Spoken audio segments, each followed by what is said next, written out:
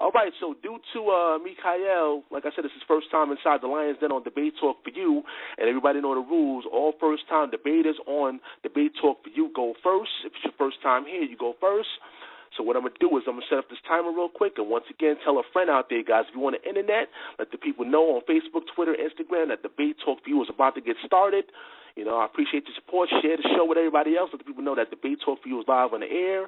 And the chat room is officially open, guys. If you guys want to go to the chat room, once again, go to the website, www.blogtalkradio.com/Debate Talk for You. Scroll down all the way at the very bottom. You're going to see a little box there. You can interact with me or the people that's inside the chat room. So let me open up Mikha'el's phone line and then Reader. Let me just set up the timer, and you can go ahead. All right. Again, grace and peace. Let me go ahead and kick it straight off through the door because I just want to let everybody know I'm not coming on here to use extra theologian words and philosophies and fancy stuff. I'm going to talk to it the way that the people know how to understand it, and that's as a human being, a regular person. And just to back up what I'm saying, to show you how I'm bringing it, Brother Philip, could you read 1 Corinthians chapter 2? Yes, sir. 1 Corinthians chapter 2. All right. Yeah, and you can start at verse 1. All right. 1 Corinthians chapter 2 and verse 1. And I, brethren, when I came to you, came not with excellency of speech or of wisdom, declaring unto you the testimony of God. For I determined not to know anything among you, save Jesus Christ and him crucified. And I was with you in weakness and in fear and in much trembling. And my speech and my preaching was not with enticing words of man's wisdom, but in dissemination of the Spirit and of power, that our faith should not stand in the wisdom of man, but in the power of God. Yeah, I just want to make that clear because this is from the heart. This is not a joke. I joke sometimes, but not all the time. And when it comes to this word of God, what you see is what you get. I got one more precept I'd like everybody to listen to just to let you know the sincerity in this message that I'm bringing. Brother, would you please go to 2 Timothy?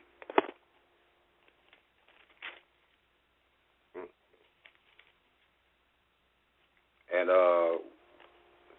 would you please read chapter 4, verses 1 through 5? All right. 2 Timothy chapter 4, verses 1 through 5.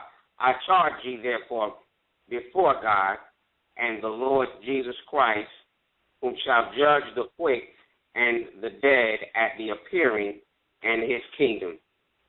Preach the word, be instant in season, out of season, reprove, rebuke, exhort with all longsuffering and doctrine.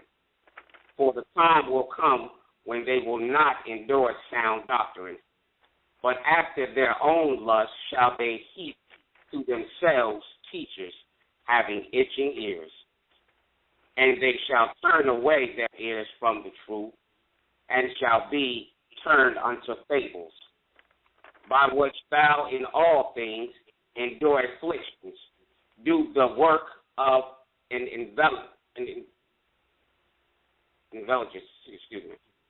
Let me read that again. By which thou in all things endure afflictions, do the work of an invalid. Make full proof of ye ministry. All right. Well, that really says enough. So everybody that understand that, whether it's in season or out of season, like if it's around Easter time, hey, it's in season. I'm going straight in on Easter because it's irritating me for one. And for two, I know it's really irritating the Most High because that has nothing to do with the Most High. that actually come out of this great whore that we're about to talk about, that I'm going to make sure everybody know who she is when we get off this line. And it's ran by the man who Daniel called the little horn. And I'm going to prove that also. Not only through the scriptures, but with history to back it up. I will give you references to some of the information I'm getting. I have a fabulous book called The Four Winds of Heaven. If you got some money, go get it. If you got a friend, grab it from them. It's very much worth it. You know what I'm saying? Things like Funk and Wagnalls, Bible Dictionary, the last 2 million years, the Oxford Bible Dictionary. All of these things, the Most High has put he stashed his jewels in these type of things amongst men. But the way it works, you know, he don't just sit it out. You know, it's not just out there as far as you know, it's not going to be told to you. Put it like that. Because part of this conspiracy is to keep the people stupid. The longer you keep the people stupid, the longer that this wicked system, where they believe, the longer that this wicked system has time to flourish. So I just want to say that also. I also want to bring up something because, like he said, this is not the first time me and Brother LaRon has had a run-in. And it's one thing I know that he likes to keep bringing up. So I'm just going to go ahead and nip that in the bud right now, so it won't drag on this whole 2-3 hours that we got going. Because like I said, my goal is to prove to y'all that the Pope, I'm going to go ahead and say it, the Pope of Rome, this man who's supposed to be is the holiest of holy, that's even the title of his name, is actually, whoever in that seat, actually is going to be the quote-unquote Antichrist, which is a term that I don't even like using, because Antichrist is anybody that's adverse to Christ in their behavior and their beliefs. So we got a lot of Antichrists. I mean, if you ain't doing the things he told you to do in the scriptures, you an Antichrist. So I'm going to call him the abomination of desolation, because that's what the scriptures call him. Okay. I would like to start at, let me see. Matter of fact, yeah, let's start this at, because I heard in one show, if I'm not mistaken, you could check the archives on the Hodgick show with Hezekiah. LaRon called in on there, and also on Sal's old show in one of his debates. I wasn't quite sure who the brother thought the prince was in Daniel chapter 9. I think it's between like verses 24 or something like that. And it talks about the people of the prince that came in and destroyed, and we know that they destroyed Jerusalem in 70 A.D. And, you know, so I want to go ahead and start breaking that down right now. Hey, Brother Philip, could you go to Daniel 9, please? Yeah. There. Okay. And I want you to pick it up at verse.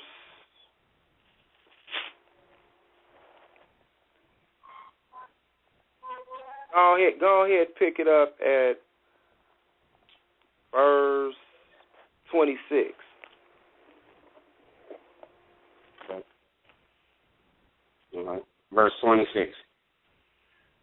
And after 62 weeks shall Messiah be cut off, but not for himself, and the people of the prince that shall come shall destroy the city and the sanctuary, and the end thereof shall be with a flood, and unto the end of the war desolations are determined. Okay. All right. Now, we see here it's talking about the people of the prince. Now, if you just look at I want everybody, if you can, it's a lot of places you can go look for, but just study the siege of Jerusalem in 70 A.D. And when you look up the siege, when you research the siege of Jerusalem in 70 A.D., you will see that, the Romans came and they destroyed Jerusalem. I think they crucified like 500 of our people a day, because them is our people. They crucified 500 people a day. And, they ran them all out of there. Most of them fled towards, and throughout Africa. And that was for a reason, to blend in with people that they look like. But that's another story. And, but this prince, I've heard brothers try to edify LaRon and tell him that this was actually talking about Titus, the Roman general Titus, and that the people of the prince were the Romans. Well, I'm with that because that's exactly what happened, but I want to take it a step further just so we can really end all this. Then we're going to do the 400 and something, because, I know the brother likes to be stuck on this little math equation. You know what I'm saying? We don't want to deal with this the whole time. So I want to go and show who this prince actually is so that when we get through, y'all won't have a doubt. Brother, would you go to John chapter 14?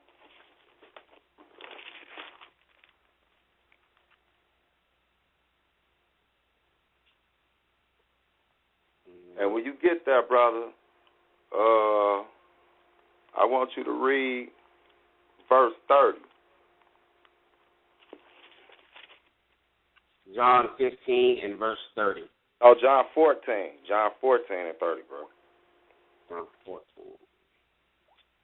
John 14 and verse 30. Mm-hmm. Hereafter I will not talk much with you, for the prince of this world cometh, and hath nothing in me. Okay, hold on.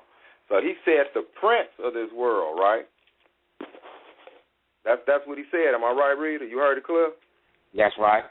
Okay. For the prince of this world. Okay. So look, let's go ahead and make sure we edify everybody on exactly who this is talking about. Let's go to Ephesians chapter 2. And brother, when you get there, you can start reading verse 1. Ephesians chapter 2 and verse 1. Mm-hmm. And you hath he quickened who were dead in trespasses and sins, wherein time past ye walked according to the course of this world, according to the prince of the power of the air, the spirit that now worketh in the children of disobedience. So we keep saying this prince, right? And this prince got power on this earth. Well, I'm going to show you that's because this prince actually ran the government. The prince run these governments to this day. And all of these governments to this day, these superpowers, if you want to call them, extend all the way back from their family lineages when they started in the scriptures. So this ain't nothing new. They're all bagged by the true prince. And this prince is no, well, I ain't going to even tell you. I'm going to let the book tell you. I see the time getting close. Brother, why don't you go to Revelations chapter 12.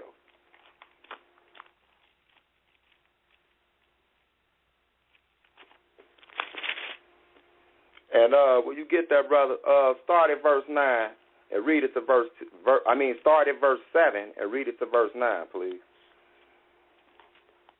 Revelation chapter 12 and verse 7. And there was war in heaven. Michael and his angels fought.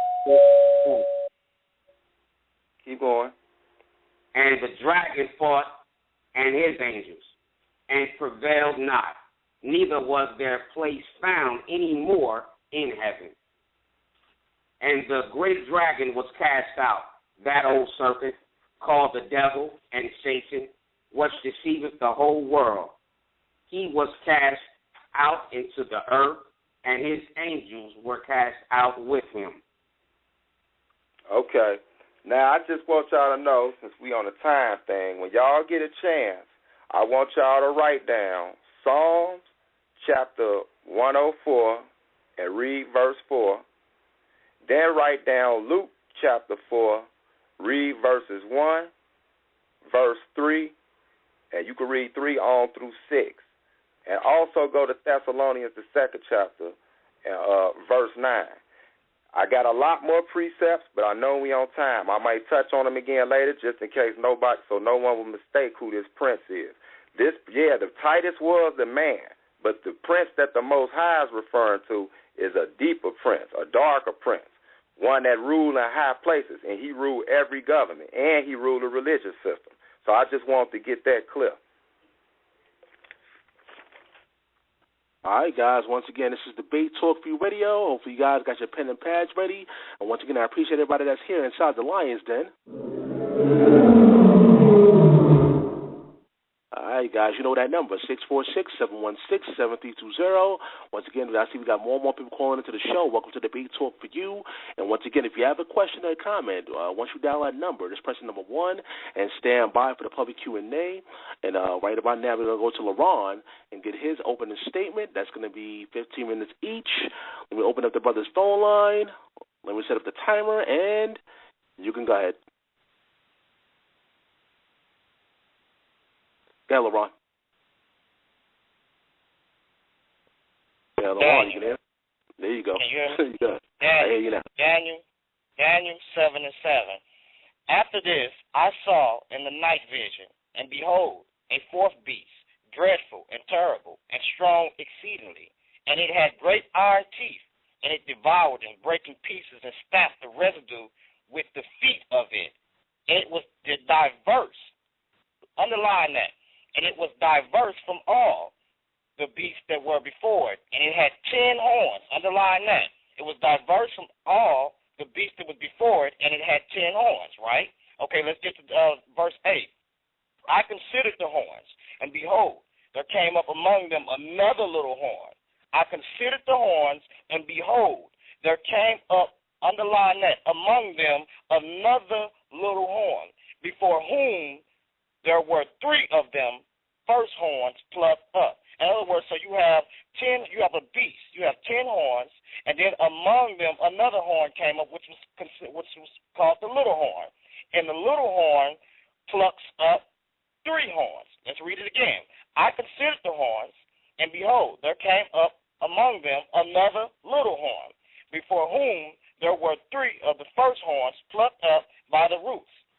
And behold, this horn in this horn were eyes like the eyes of a man, and a mouth speaking great things. Okay, audience, sisters and brothers, understand this. You have a beast, and up out of the beast you have 10 horns, and afterwards you have a little horn to come up. The little horn, for those that are Bible verse, they know that the little horn, Christ, right? Okay, so we see the beast, a terrible beast. This beast is considered as the Roman Empire. Not at the time of John, because at John's time, it was ruled by one emperor. Later after John's time, in the latter times, the revised Roman Empire will be ruled by 10 kings. It wasn't at John's time, but in the latter days, it will be ruled by 10 kings. And after the 10 kings, after the 10 kings come up, a little horn comes up, and the little horn plucks up 3 of the 10. Okay, so let's get that. We got that right there. So explaining that. Okay, let's get to Daniel chapter 7 and 20. 7 and 20. It says, and of the 10 horns that were in his head, and of the other which came up, and before whom 3 fell. So same thing. The 10 horns, then 1 came up, and 3 fell. Even that horn that had eyes and a great mouth that spake very great things, whose look was more stout than his fellows. Okay, so let's get that. We got that. Let's go to Daniel 7 and 24. All of these things are saying the thing. Bear with me. Get your notes. Get your pen. Get all of that. Open your Bibles up. Let's get into this. Daniel 7 and 24. It says, and the 10 horns out of the 10 kings, or the 10 horns out of this kingdom, are 10 kings that shall rise. So now we see Daniel getting the interpretation of this from the angel. The 10 horns are 10 kings that shall arise, right? Okay, so we see that. And the 10 horns out of this kingdom are 10 horns that shall arise. So then and another shall arise after them. So we see the 10 horns arising, and we see another one arising after. Underline after. He arises after them, and he shall be diverse from the first. He's diverse from the 10. Now watch this. Here we go. And he shall subdue 3 kings. You see that? He shall subdue 3 of the 10. If he subdues 3 of the 10, that should let you know he's a part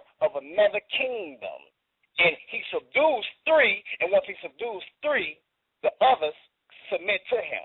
Okay, let's keep reading. Okay, Daniel chapter 8. And Daniel is going to narrow this down, and he's going to show us basically where the Antichrist is coming forth. It's simple. It's simple. It's in the book, and we're going to get to it. Daniel 8 and 8. It says, therefore, matter of fact, let's go up a little bit. Okay, it says, then I lifted up, Daniel 8 and 3. It says, then I lifted up my eyes and saw, and behold, there stood before the river a ram, which had 2 horns. And the 2 horns were high, but one was higher than the other, and the higher came up last. I saw the ram pushing westward and northward and southward, so that no beast might stand before him. Neither was there any that could deliver out of his hand, but he did according to his will, and he became great. Now we know the ram as Media Persia. According to chapter 7, it talks about these beasts, which I mentioned the last beast.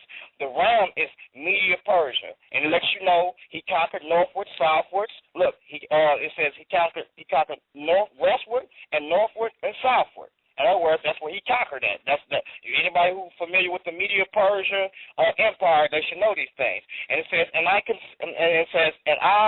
and as I was considering, behold, an he-goat came from the west on the face of the whole earth and touched not the ground. And the he-goat had a notable horn between his eyes. So you have a ram and you have a he-goat, and they both touching each other, and they're both going forth to conquer, and they both see each other in view and in sight, and they going forth to each other to ram each other. Now let's get off into verse 6.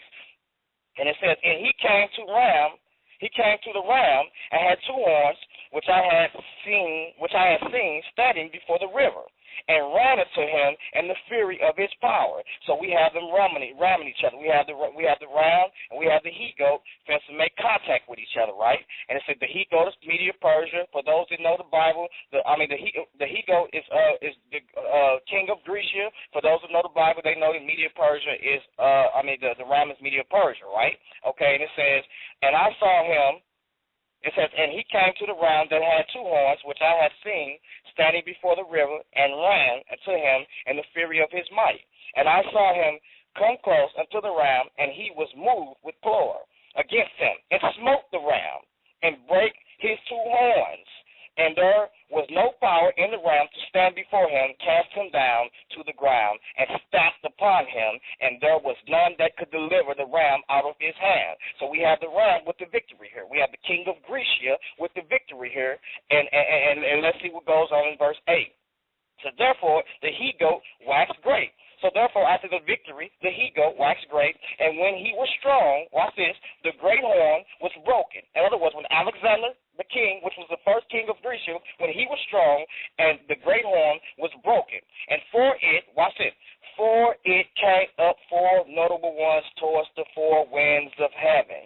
In other words, so we have this great horn, he's broken. Alexander the Great dies at 33. When he's broken, his kingdom is divided into the 4 winds of heaven, or what you call 4 divisions or territory of the Grecian Empire.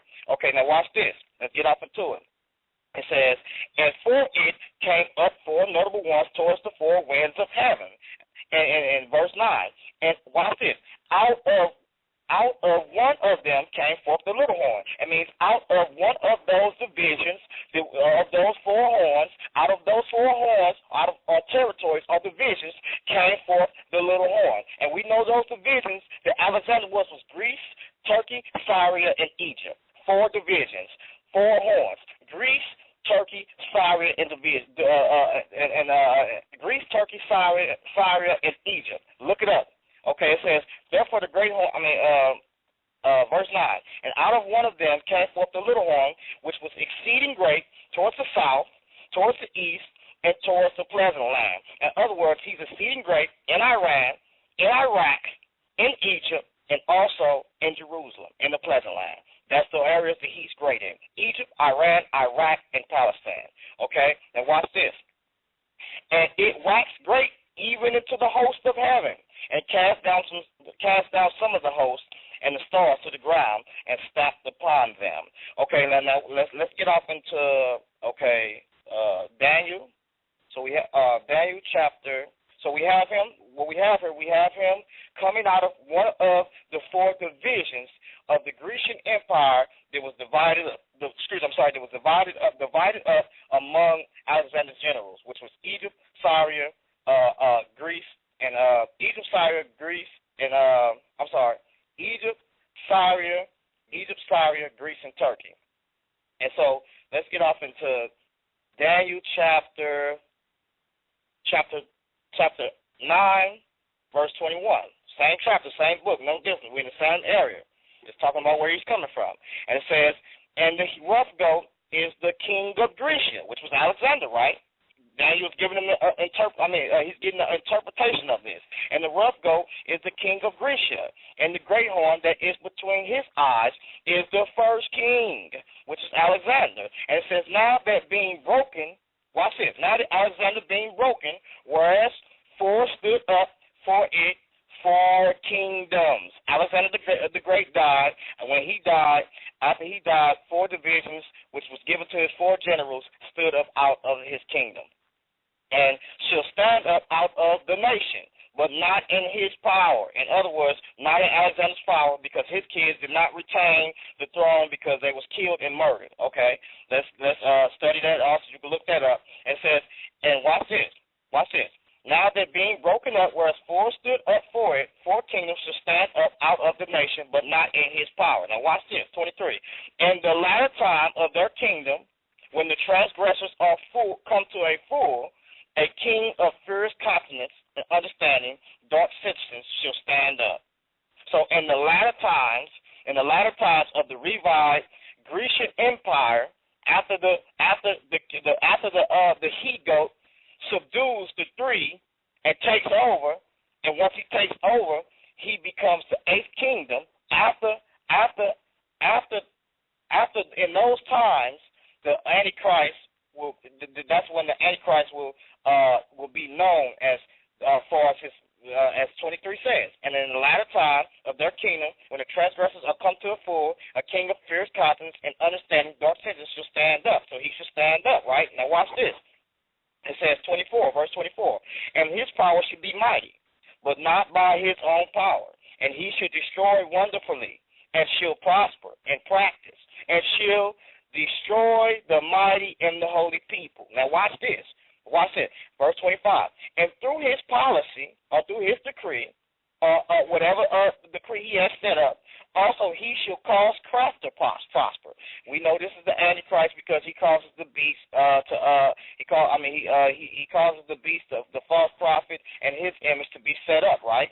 And it says, and through his policy he shall cause craft to prosper, and in his hand, and he shall magnify himself in his heart, and watch this, and by peace shall destroy many. Underline that. And by peace he shall destroy many. Well, how does someone destroy many by peace? Well, as you know, they have to come in with peace, a false peace, to deceive many, and once they deceive many, then that's when they unleash on them, and we will read that and show you the unleashing of that. Okay, so we have here, let's go to, we have the Antichrist, we have the little horn coming up out of the 4 divisions of Greece, coming up out of one of the 4 divisions of, we have the little horn coming up out of one of the 4 divisions of Greece, Turkey, Syria, or either Egypt. So that's what we have here so far. And let's see, let me get off into one text. Daniel basically is narrowing it down to us, showing us what's going on and what's going to happen. And we have in the verse chapter 9, I'm going to end it on this note because I only got so much time left. But for on that one, we'll get to the next scriptures and deal with it a little bit more. Thanks. All right, guys. Once again, this is Debate Talk Free Radio. You know that number, 646-716-7320. That's 646-716-7320. So now we're going into the rebuttal part of this debate. That's going to be 12 minutes each. Once again, we're getting closer to the public Q&A, guys. Where you, the listening audience, we're calling with your questions, your comments. Once again, people already pressing number 1, standing by. So if you know you're going to have a question for the public Q&A, please feel free to press number 1. And once we get to the public Q&A, hopefully I'll get to you. Once again, I appreciate you guys for being in attendance right now, checking out Debate Talk for you. So let's go to Mikha'el for the rebuttal. We open up his phone line. And You can go ahead, brother. Oh, that was just beautiful, Brother LeRon, because you played right into my hands. Okay, what was good about that was he right. If you know biblical history, I don't dispute nothing he said about the you know what I'm saying, that the beast with the two horns. One horn was short than the other. We know that was Medo-Persia. We know the one with the big horn was Alexander the Great, and we know that the split up into four horns was his four generals. He was right on all of that. That this is where he messing up at, trying to, you know, when you're trying to get stuff away from the Pope so bad, you will overlook obvious things. Well, he brought up the 10 horns that was on the head of the beast, listeners. But if y'all notice, what he didn't do was even tell you why it said 3 of them got plucked up. For one, 3 of them got plucked up means that they got knocked off or they got killed. And then you have 7 left. And if you understand that after the other 6 get knocked off, it's still 1 left. Now, this is why he's trying to say, well, he named the four of the regions that they ruled over, and he say out of that, it has to be a Greek. Well, I'm going to show you that not only was the Greek Empire conquered by Rome, the Greek Empire was consumed by Rome, meaning that they became a part of Rome. Now, since he brought up the 10 horns and he brought up 3 was plucked up, he failed to tell y'all who these 3 was. But if you go look in history, it will tell you who it was. Matter of fact, the first 3 horns that were plucked up by the roots are the Hurons. Go look them up. The Ostrogoths and the Vandals. These was the people that was kicking up dust in Europe. That's 3 of the horns. Now, if you look in history, it would tell you that the leader of the Hurons was sometimes looked upon as the leader of the Ostrogoths. But in truth, he was a usurper. So you got a lot of usurper going on. Now, look, it said, and was later assassinated by the real king of Ostrogoths, Theodoric II. So I'm not just going to read through stuff and say stuff. Y'all can go look exactly who it is so you will see exactly who it is today when I tell you who it is. Now, around 476 A.D., Odessa and his Hurons were the first of the 10 horns of the head of the 4th beast. Now, you know that this beast represents the Roman Empire before any of the men had died that tried to restore it. You know what I'm saying? After that tried to restore it after its fall. King Theodoric II led his Ostrogoths into Italy in 493 A.D. Into Italy after 493 A.D. and besieged the Hurons in Ravenna. Odessa surrendered and was assassinated in 493 A.D. The Hurons were never heard of again. They represented the first horn that was plucked up by the roots. So now you know that you got 9 horns left. All right, now let me give you a little bit more. The Ostrogoths, after vanquishing the Hurons, became the second foreign power to rule the Roman state in Italy. Y'all keep focusing on this Rome, where they was at, why he got you thinking they was just chilling in Greece. No, they were in hell. Now watch this. My fault for biting your word. Now watch this, but since you tell them to watch this, I want them to listen to this. Under the Ostrogoths, Italy was still one state, but a state in which 2 distinct nations lived, each with its own political organizations and its own version of Christianity. The Romans were Catholic, and the Ostrogoths were called the Arian version. While King Theodoric II was busy carving himself a spot out of the once great Roman Empire, his brother-in-law, King Gatsuric, the leader of the Vandals, conquered all of Roman, not Greek, Roman Africa, with the exception of Bovia and Cirta, which is called Constantine, another Roman. The Vandals held dominion over North Africa from Cyrenaica to the Atlantic Ocean, including the Baltic Islands, Corsica, Sardinia, port of Sicily.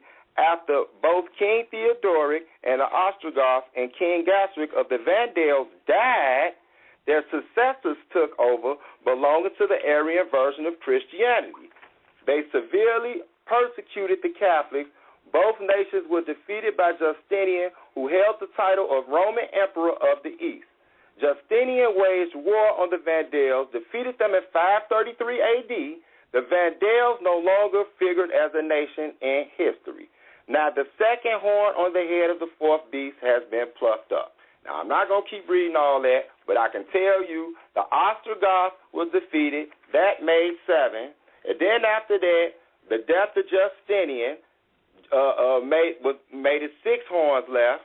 After that, you had Charlemagne. These are all real people. Go look them up in world history. That he died. That made 5. After that, you had Otto the Great. You know what I'm saying? That left 4 horns. He was out of there. And then after that, you had Charles IV, and then 3 horns after that, plus this religious leader. Now, the religious leader been there for the last, 4 horns. Let me add that in there, too, so I don't confuse nobody. This religious leader actually popped on the scene after the Vandals. So, you know what I'm saying? So when you come all the way back down, I can name the people all the way down to Napoleon. Napoleon, that's when it was 2. You got down to Napoleon, then it was 2 horns left, and still this religious leader. Now, you get after that, you get down to it, and here comes the last one that was knocked off, and this was Benito Mussolini. You know the dude who ran Italy, who tried to revive the Roman Empire? Yeah, keep that in mind. He linked up with who you call the holy ruler of Rome, which is the Pope, which is the same little horn with eyes of a man and the mouth of a man. And so since he wanted to go there, I'm glad he jumped right in my field. I'm going to edify y'all on what he spoke so y'all can know exactly who it was. Now, what was this? Something else he said. Okay, so just to debunk that and knock that off so y'all won't be thinking it got to be a Grecian that raised up out of it. No, that was the entire Greek Empire was inhaled by the Roman Empire. That's why to this day it is called the Greco-Roman Empire. That's why your calendar is called a Greco-Roman calendar. It's not called a Greek calendar. It's called a Greco-Roman calendar. Because when it's all said and done, you are under the Holy Father of Rome, or this great whore that sits on 7 hills, and that's the next thing I'm going to expose. I'm going to tell y'all who this whore is, what she represents, what religious organization she represents, who is all this whore's daughters that come up out of her, so you will not have a doubt in your mind who this man is that speak like God, that act like he a God, who the world even calls the replacement of Christ or the vicar of Christ or the Pope from the papacy. So that's really all I need for now. I'm just ready for us to go and get to the meat of this thing so we can end it. All right, guys. Once again, hopefully you guys are taking down your notes. It's Debate Talk for You Radio. You know that number, 646-716-7320. The title of this debate, for those people that just joined into the show, where is the Antichrist? Where is the Antichrist? My special guest is Mikha'el Ben Israel versus LaRon Campbell. Once again, the number is 646-716-7320. So let's go to LaRon right now with his rebuttal. That's going to be 12 minutes. I'm going to open up his phone line, and LaRon, you can go ahead. Okay, one thing this brother lack is a watch because his timing is off. So how can you keep time and you ain't even got a watch on? Let me show y'all something here. Number one is this. Let's get into this. It says, number one, how can the Antichrist pluck something up if he ain't came yet, if he ain't here yet? He has to pluck them up. So if he's not here yet, and then if the 10 kingdoms didn't arise by then, how can he pluck something up? He can't pluck nothing up until he get here. Are you telling me that he's been living for centuries? Come on, let's get to the scriptures. Enough talking. It says, and concerning, it says, hold on, I'm sorry, Daniel 7:24. It says, and the 10 horns out of this kingdom are 10 kings that shall arise. Now watch this. And another shall rise after them. He arises after them, and he shall be diverse from the first, and he shall subdue the 3 kings. Now if he's a part of the system, sisters and brothers, why does he come and arise and subdue the three if he's a part of them? A kingdom divided cannot stand. So why would I divide or subdue three if they're a part of me already? That's foolishness, and that's not sound. And when I tell you that he's a Grecian, I'm not telling you that he's Greek. I'm not telling you when I say the Roman Empire is all Romans, because we know that 49% of the Roman Empire, was Italians. But the eastern part, guess what they was? The legions and divisions, guess what they was? Middle Easterns. The Italian bands, you had the Asian bands, and these, just like with Persia. Persia, the Media Persia had territory. There was some of the territory of Rome. When you look at those areas, Greece today, which is modern Turkey, those are places of where the Arabs are at. They control that. They are the second largest in NATO. America is the first in NATO. So when I tell you a Grecian empire, I'm not saying that he's Greek.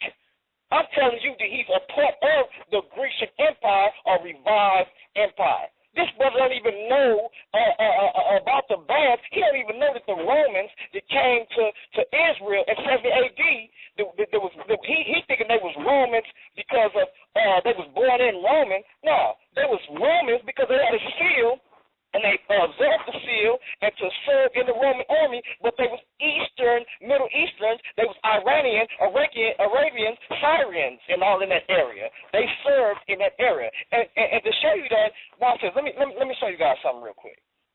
This brother, he don't even know what's going on here. He don't even know. Daniel 9 and 26. Now watch this. Daniel 9:26. It says, and after 62 weeks shall the Messiah be cut off, but not for himself.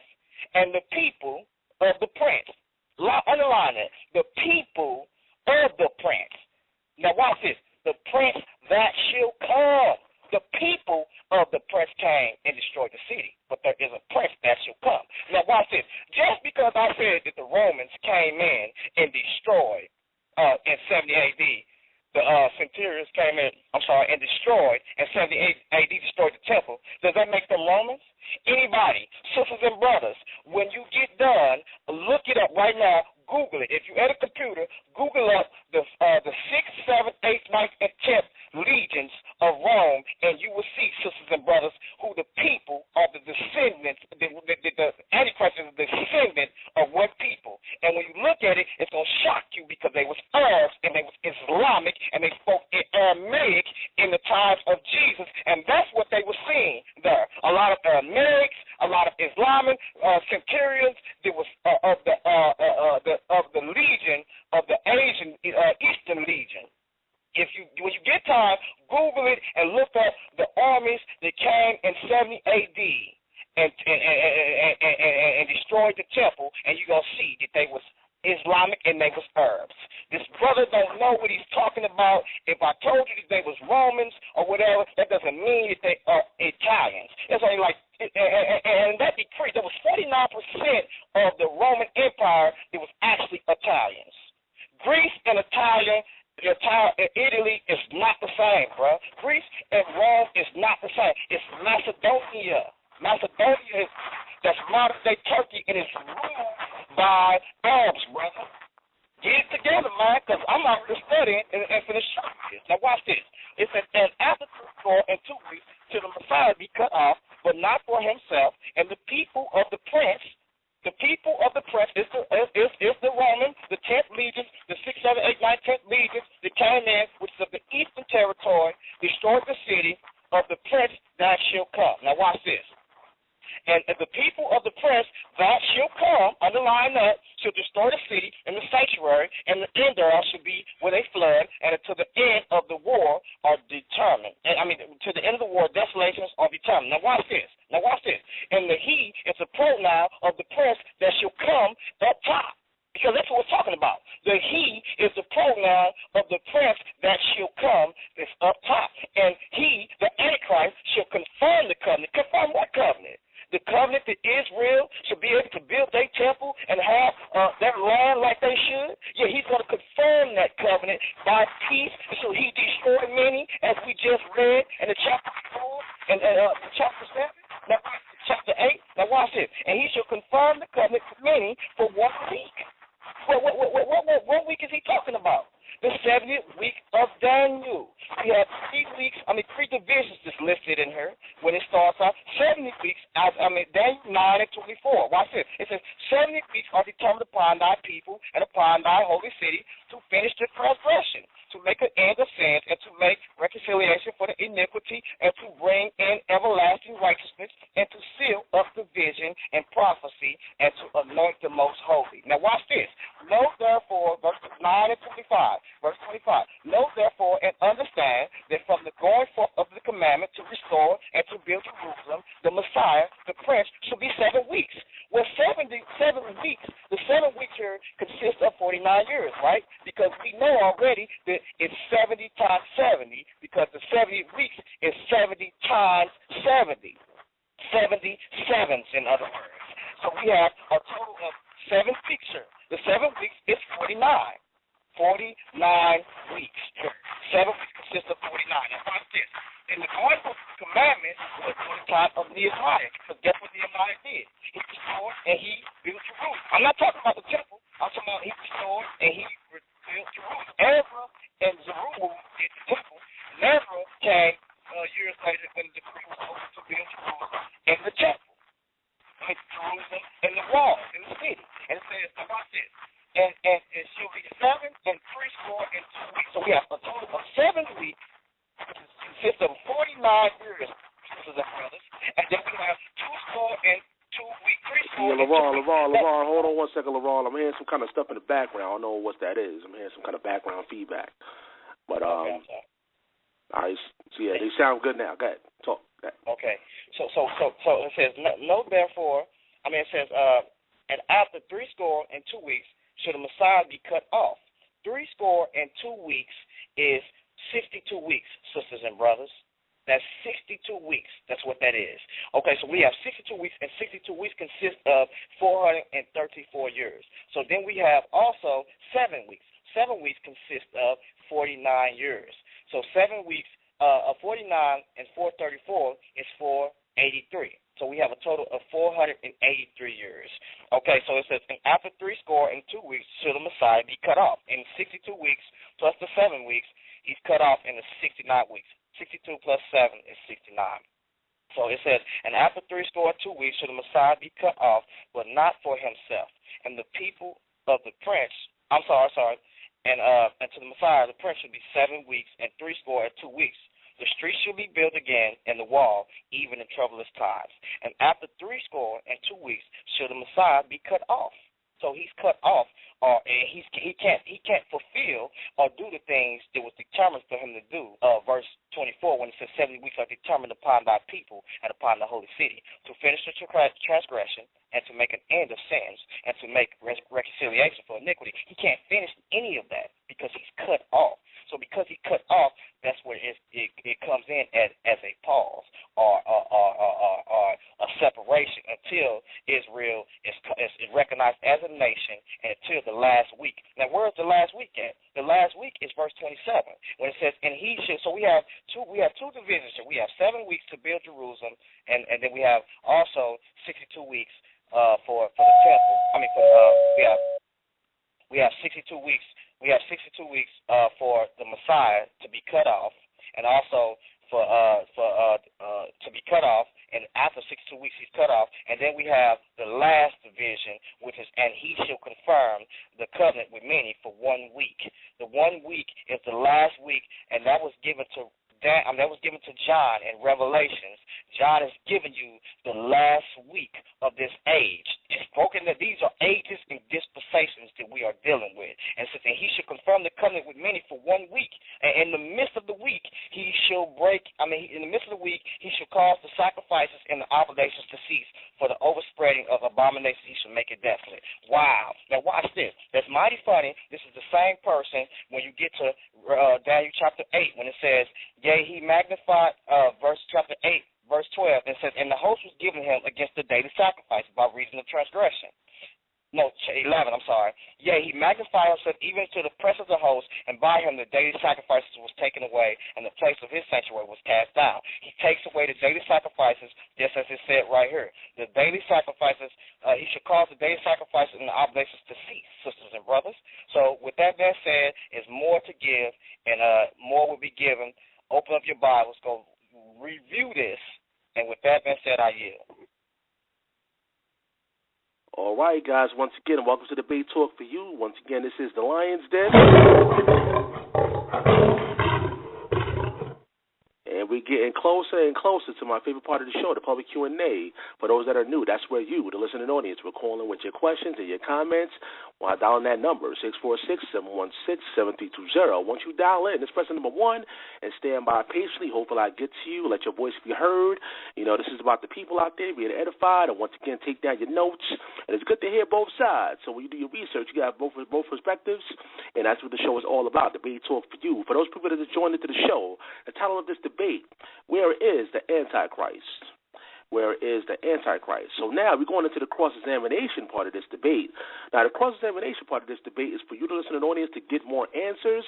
So once again, I ask my special guest to bring out the information out there and let each individual get their time to speak. But if you're going over 2 minutes, break it down to answers, you're going to hear this sound. Yeah, that means you're going over 2 minutes, and it's time to move on to the next question. Once again, this is the cross-examination part of this debate, and after that, we're going to take a 7-minute intermission break, and we're going to come back with a second rebuttal. So let's get this cross-examination started. We're going to start off with Mikha'el asking questions to LaRon. Let me open up the phone lines, and this is going to be a 10-minute segment. Go ahead. Okay. All right, I knew he was going to do exactly what I said. We already got into the Daniel, and he's trying to go into the weeks of Daniel. And then if you ever pay attention to when Daniel broke down the prophecy, he was actually, it lines up with Jeremiah. So we know that the literal 70 years, Daniel was around during that time. You know what I'm saying? So after that, when you add up the math, it's going to give you the math from the time that the temple, you know what I'm saying, is from the time that the temple was destroyed, on up, it's connected with the Messiah. Now, I had no problem with any of that, but if y'all notice what he did, he never, ever once described what the Greco-Roman means. I never once said that he had to be Roman by blood, neither, because everybody knows that the Roman Empire, every country that it rules over, they can become a part of the Roman Empire. So them was all just throw-off tactics to get to the bigger point, and that is describing who the Antichrist is. It tells you that there will be a woman or a whore that sits on 7 hills. And just to let y'all know that I'm not making nothing up, I actually got the 7 hills for y'all. Go check. You know what I'm saying? It's Coronar Hill, Viminar Hill, Esquiline Hill, Capitoline Hill, Palatine Hill, and Salion Hill, and Aventine Hill. I want y'all to go look this up, and you will see that Vatican City is the only place on earth with 7 hills around it. I named the 7 hills. Now, let me ask you this, Brother LaRon. Who will be the Antichrist, or do you believe the Antichrist came in 70 A.D.? No, I don't believe he came in 70 A.D. And from my studies, according to what the scriptures say, the Antichrist will be he comes from the Eastern nations, from Islamic and Arabs. He comes from among them. Okay, if he comes from an Arab country, I would like to know, how will he be able to go in a temple, a third temple that will be built? How will he get access to this temple, to go in his temple and speak blasphemous words? And where is this in the scripture? Okay, let's go straight to it. Revelations 12. Revelation 13, I'm sorry. It says, hold on, I'm sorry. I'll do you one better. 2 Thessalonians 5 and 7. 2 Thessalonians 3 and 2 and 7. I'm sorry. It says, let no man deceive you by any means, for that day shall not come except there come a falling away first, and that man of sin be revealed, the son of perdition, who opposeth and exalted himself above all that is called God, or that is worshipped, so that, here it is, so that he as God sitteth in the temple of God, showing himself that he is God. So he's going to sit in the temple of God, and that's where he sets up the abomination of desolation, when he sets up his image also, and when he takes away the sacrifices, he takes away the daily sacrifices, and also, which is morning and the evening sacrifices, and he causes them to cease, and he causes the abomination of desolation to be set up and to be worshipped. He does that in 3.5 years point, at the mid-tribulation point. Okay, so, all right, so you saying that, where's this Muslim seat of authority right now? Because, in other words, number one is this, what you must fairly realize when we look across now, you have Turkey, you have Greece, you have Syria, and you have Egypt. These areas are all known by Islamic and Arabs. Egypt was chanting years ago, months ago, we gonna march to Jerusalem and cause many martyrs, and they was all Arabs. And a lot of days, you have Christians in Egypt, and you have they Arabics. You have a lot of Arabics, a lot of Hagarenes, and all of these guys, Palestinians, which they are Arabic.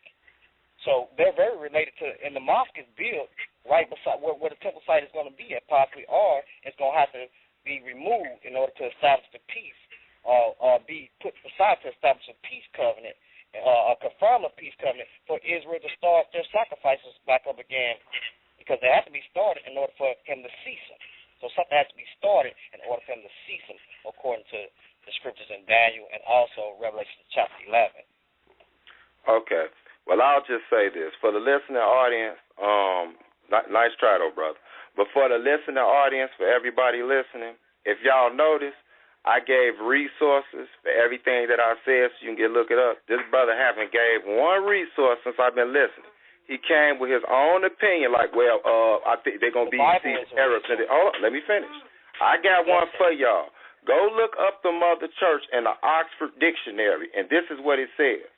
The church, especially the Roman Catholic Church, this is under Mother Church, considered as the mother. The church, i.e., organized bed of Christians, of which all of the other denominations originate from, and their doctrine. Also, I want you to pull up the papal infallibility, where this man, the Pope, says he's infallible. This is one of the blasphemies he's spoken even before he get in the temple. So everything I'm telling y'all, I can bag it up. This brother ain't gave one resource, so this is kind of looking like a waste of the people's time. When you ready, brother, go on, hit me with a question. Okay. Oh, no, this is, hold on, it's still your time, Mikha'el. You got 10 minutes to ask your question. I'm sorry. I apologize, everybody. Okay, well, I got more then. I'm going to get to see, this ain't about me and you no more, LaRon. This is about the truth and say so. Okay, I want everybody else also. Let me just give the people information, because this is about waking up my people and pointing out these devils and this devilish system that's trying to get you cut off. It ain't about me and this brother no more, because he doing this for entertainment, and I can bust a rap video or something if I want to do that. Okay, I got something else I want y'all to check out. It's 1.1 billion Catholics on this planet right now today. And if you notice something, I'm going to bring up that went on with some of the history I gave y'all, the scriptures in Daniel. Go back, read Revelations, and I also want you to read Jeremiah, and you will find something that's funny.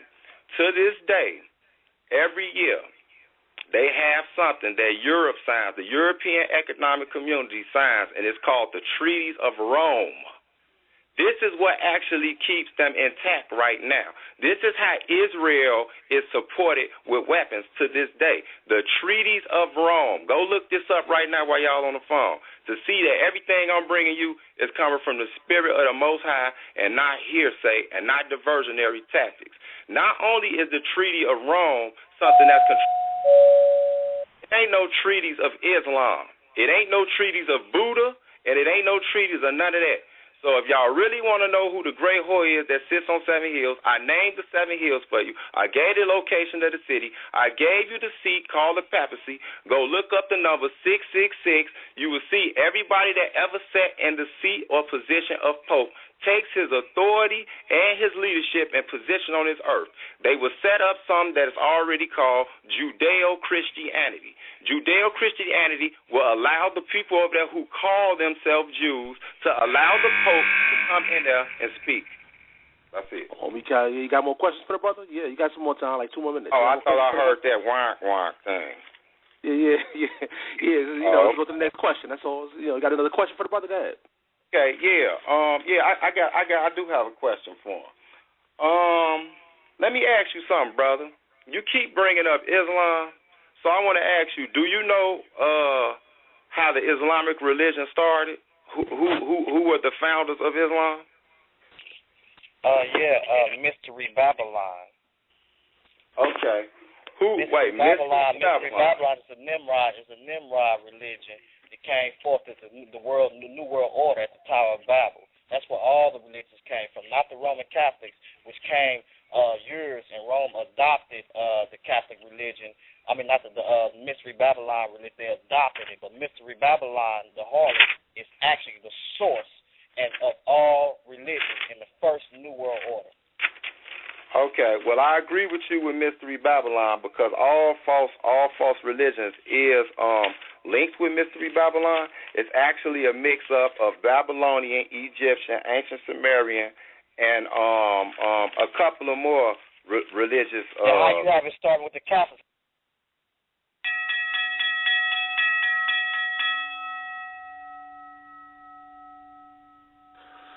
All right, guys, once again, that was the cross-examination part of this debate.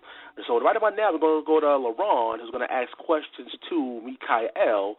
And once again, after this, we're going to take a 7-minute intermission break, guys, a 7-minute intermission break. And we have more debate. We got the second rebuttal, we have the public Q&A, and then, of course, we have the final statement. So let's get into this cross-examination. Once again, that's 10 minutes for each person. Then we'll open up their phone lines, and LaRon, you're going to ask your questions. Go ahead, brother. Yeah, once again, this brother don't really know what's going on here because you could tell because he's sitting up there saying that the religions started from the Catholic or the Romans.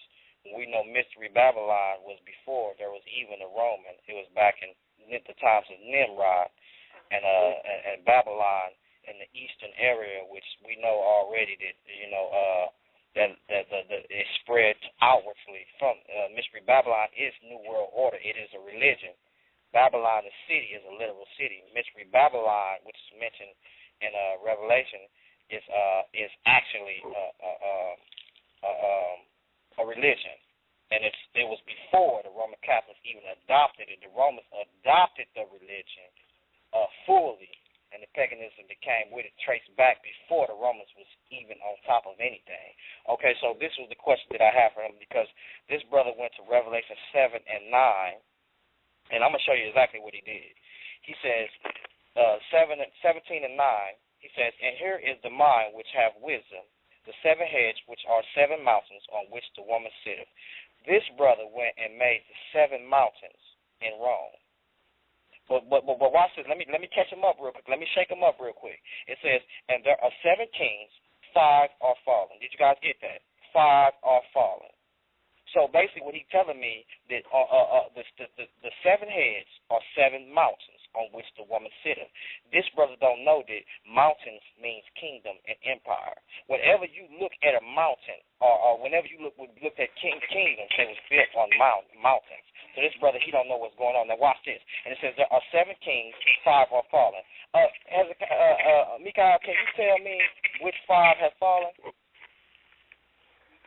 See, the problem is, brother, you mixing up the mountain, you putting the mountains part with the kingdoms and trying to divert it off the literal 7 mountains or 7 hills that is around. Can you tell me which 5 are fallen? I ain't looking for the problem. I'm looking for the answer of which 5 of those mountains or kingdoms have fallen. This is what I'm trying to tell you, brother. If they was on them hills, they should have fallen, right? Which 5 have fallen, brother? Do you really want me to answer the question? Yeah, let him respond. Let him respond, Lauren. Yeah. Okay. First off, you asked about, okay, you're trying to divert from the 7 hills. Just admit that you didn't know it was 7 hills around Jerusalem. Now, I'll answer your question. If we know that earlier you ran down Babylon, Babylon, Persia, Greece, and Rome. We was in agreement with that, right? Yeah. Okay. Now, we know Babylon, that you add that's 1. I'm just going to show you something, how you can actually synonymous tie these things with the number at hand. Rome was number 7. Rome is 7. You know what I'm saying? Greece by itself is 4, because after Alexander the Great died, his 1 actually turned into 4, and it was those 4 generals. You see what I'm saying? So now you do the math right there. Okay, let me show y'all something. This brother, you can tell he shook up. He don't really know what's going on. Let me show y'all something. It says, and here is the mind which have wisdom. The 7 heads are 7 mountains or kingdoms on which the woman sitteth. The harlot, Mystery Babylon, has set on or has been ruled 7 kingdoms. Let's find out what these kingdoms is. It says, there are 7 kings, so the 7 kings will sit on mountains, right? 7 heads represents kingdoms and mountains and kings. And it says there are 7 kings, 5 are fallen. Okay, which 5 are fallen? Now watch this. It says 1 is, in other words, this is given to John. So the angel is telling John 5 are fallen. That means John 5 fell already. Which 5 is this? Egypt. It ruled over Israel, Assyria, Babylon, Media Persia, Greece, and 1 is. So you have Egypt, Babylon, you have Egypt, Assyria, you have Babylon, you have Media Persia as the 4th, and the 5th is Grecian Empire, right? So 5 have fallen. So in John's days, he's telling him, 5 fallen already, John, and we got the 5 by this list: Egypt, Assyria, Babylon, Media Persia, and Greece. Now watch this. 1 is. In John's day, what was the 1 that was? The Roman Empire. The Roman Empire it was. Now watch this. He said 1 is and 1 is, he said 1 is and the other is not yet come. Well, what is the other? The other is the 7, which is revised empire. So you have Roman Empire as the 6th, revised as the 7. Now watch this. Watch what he say. He said the revised is under the 10 kings. Back then the Roman Empire didn't have 10 Hold on, kings. Lamar. You got some more? You got more questions for the brother? Because time is running out. You got questions for the brother? Questions. Okay, that's fine. I could get to the questions. That's fine. He did a whole summary on this thing. Let me get mine in. And it says, and the other is not yet come. And it says, and when he cometh, he must continue a short space of time, right? So you have him continuing a short space of time. Which is that? The 7th. The 7th continues a short space of time, and then the 8th come in. Okay, now this is the question I got for you. What is the 7th and the 8th kingdom? The 7th continues for the short space of time, and the 8th come. What is those kingdoms? Oh, that was simple, brother. It tells you in the scriptures that the 7th was, but isn't, but is the 8th. This is the revise of the Roman Empire. See, you don't even know you telling the answer, right? but you're trying to fight against that. That's your answer, right? The 7 and the 8, brother, are one and the same, because the 8 is actually the revive of the 7th Empire. Is the one it tells you that his head had a wound on it. Matter of fact, let me take you there. Okay, that's cool. No, I'm going to give it to you. You asked, and I'm going to give it to you. So here you go, brother. I ain't going to just come up with my own stuff like I see you like to do. Okay, the beast represents the kingdom. The 7 heads represent Gentile rulership from Babylon to Rome. The 10 horns represent the 10 nations that combine to make up the European common market. Now, when you read, it tells you that when you think of the 7 heads on the beast represent the beast and Daniel. Babylon, we know that. Cool. Lion that's 2 minutes, brother, I'm making it clear to That's everybody. 2 minutes, ain't it? I'm timing it, brother. I'm timing it, Laurent. Calm down, brother. Okay, the 7th and the 8th is one and a same. Plain and simple. I answered it for you now. Okay. You don't like my answer? Okay, brother. Okay, you ain't got to put the extra stuff in it, brother. Let me finish. It says, and the beast that was, and it is not, even he is the eighth, right? So he is the eighth. Now watch it. Hold on, brother. Hold on. Okay, hey, hold on. It's the remix. All right, so let me know when you're ready, man. Once again, it's debate talk for you guys. I just pulled the time just now, and once again, we get into the intermission break right after this, guys. So I know you guys taking down your notes. It's almost public Q&A time, guys. Can't wait to hear from the people out there. All right, there, Lamar. Go ahead. Okay, and it says, hold on, and it says, and the beast that was and is not. In other words, it says, hold on, let's go to 10. It says, and the other is not yet come, which is in John's day. He's saying revised Rome has not yet come. The 10 kingdoms have not yet come. And when he comes, watch this, he must continue a short space. Why does he continue a short space? Because, like he said over in Daniel, he said the Antichrist plucks up 3 and subdues the rest of them. So he is the 8th kingdom. Now watch this. And the beast, watch this. It says, and the beast that was and is not. In other words, the beast was. The beast was in John's, he was here, but he is not in John's day. Now watch this. Even he is the 8th. So he is the 8th. Now watch this. And is of the 7. What does that mean, he's of the 7? He's of the 7 kingdoms. He's one of the 7 kingdoms, bro. And guess who he is? Revelation chapter 13. He's the revived Grecian Empire territory that will rule the rest of the nations. Now watch this. It says the beast that the wound was healed is the Grecian Empire that should come up out of the hold on. It says, and the 8th and the 8th and is of the 7 and goeth into perdition. And the 10 horns which thou sawest are 10 kings which have received no kingdom as yet, but receive power as 1 hour with the beast. Now watch this. When you look at it up here, it says that he's of the 8th and Lamar, man, you got to get the questions, my brother. Somebody bringing some feedback somewhere. Somebody needs to mute their phone. Somebody got to lower their speakers. But go ahead, though. So time is almost up. Any questions? I'm gonna end it there. It don't matter. All right. Once again, guys, it's debate talk for you. We're going to take a 7-minute intermission break, guys. Hopefully, you guys are taking down your notes. And once again, you know how it is, man. You know the number, 646-716-7320. We're getting closer and closer to the public Q&A. We can hear from the people, hear what you guys got to say. All you got to do is press the number 1 and stand by patiently. I see we already got some people that pressed the number 1, and they stood by. I appreciate you guys for, waiting patiently for the public Q&A. So right about now, once again, we're going to take a 7-minute intermission break, guys. Don't you go nowhere. We'll be right back after these messages. Stand by. Okay, guys, we are back. Once again, you're officially inside the Lion's Den. And this is Debate Talk for You Radio. You know that number, 646-716-7320. We're now getting into the second half of this debate. Where is the Antichrist? Once again, for those people that just joined into the show, the title of this debate, where is the Antichrist? My special guest is Mikha'el Ben Yisrael from IOG versus LeVon Campbell. And so far, a lot of people are sending me emails right now, debatetalkforyou@gmail.com. My email is open, and I appreciate you guys being in attendance at Debate Talk for You. I see the chat room is filled up right about now. Who we got up in here? We got Loving. What's going on, Loving? That's the name right there, Loving. We got Poe L. Bear. We got the Huddle 2, X633. We got Bleedo 83. What's going on? And we got a couple people that's listed as a guest inside the chat room. If you're listed as a guest in the chat room, that means you didn't create a Blog Talk Radio profile. And when you get a chance, guys, go to blogtalkradio.com and create a profile for yourself. Create a name, and then I can read out what your name is live over the air. But I appreciate you being in attendance right now, checking out Debate Talk for You.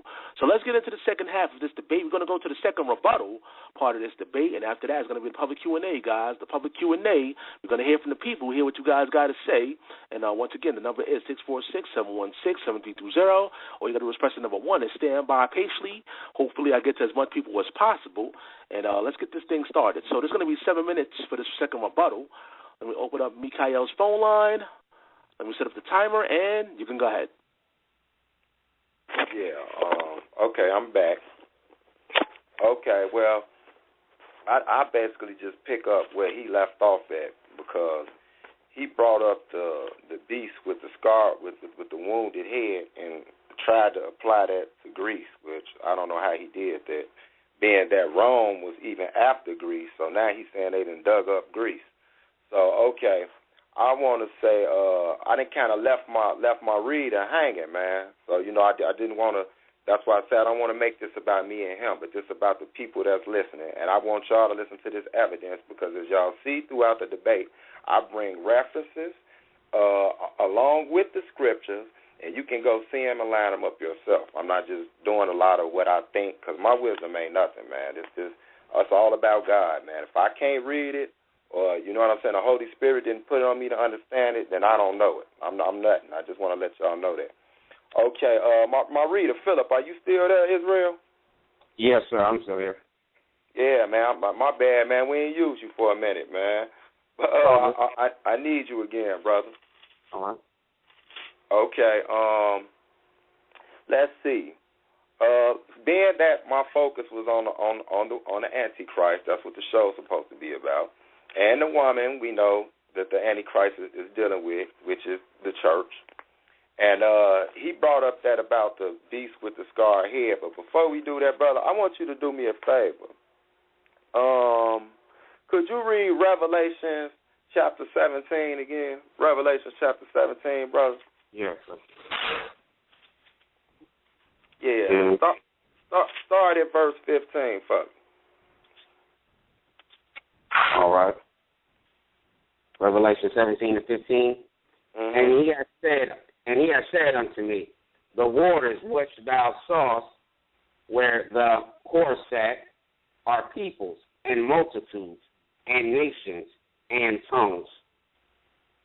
And the 10 horns which thou sawest upon the beast, these shall hate the whore, and shall make her desolate and naked, and shall eat her flesh, and burn her with fire.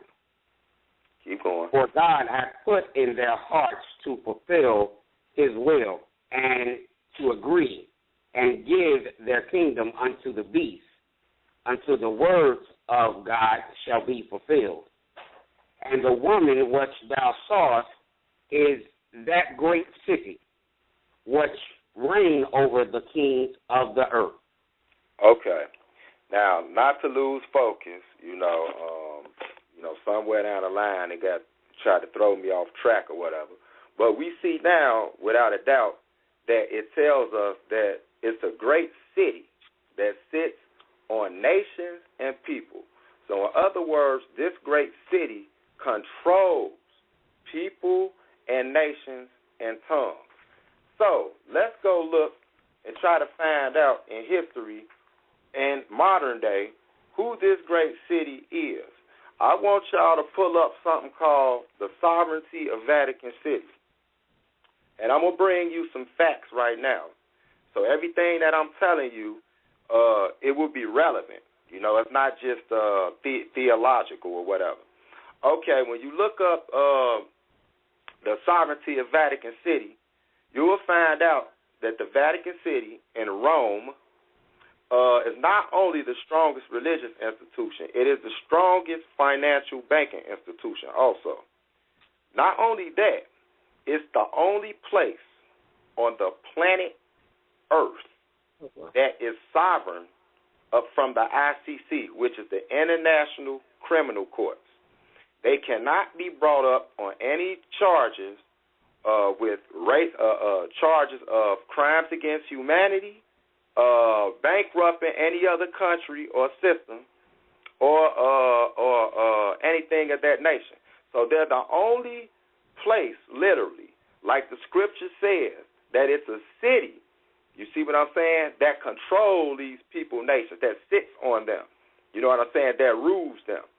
So I want y'all to check that out and go look that up, and you will see there is no city on earth that Brother LaRon can try to go name or find on a planet Earth. So that lets you know, if he can't find them, but the book talking about it, then somebody don't know what they're talking about, and I can go with the book. Because when the book tell me, out there and find it. Oh, I just heard the beep, Bob. Oh, I forgot that. I mean, I got 2 minutes left. Okay, I got something else. Because, see, like I said, it's just about the people. This ain't about me and LaRon. another thing, when y'all get a chance, I want y'all to go check out, I want you to get the World Book Encyclopedia, Volume 15, and I want you to read pages 735 through 737.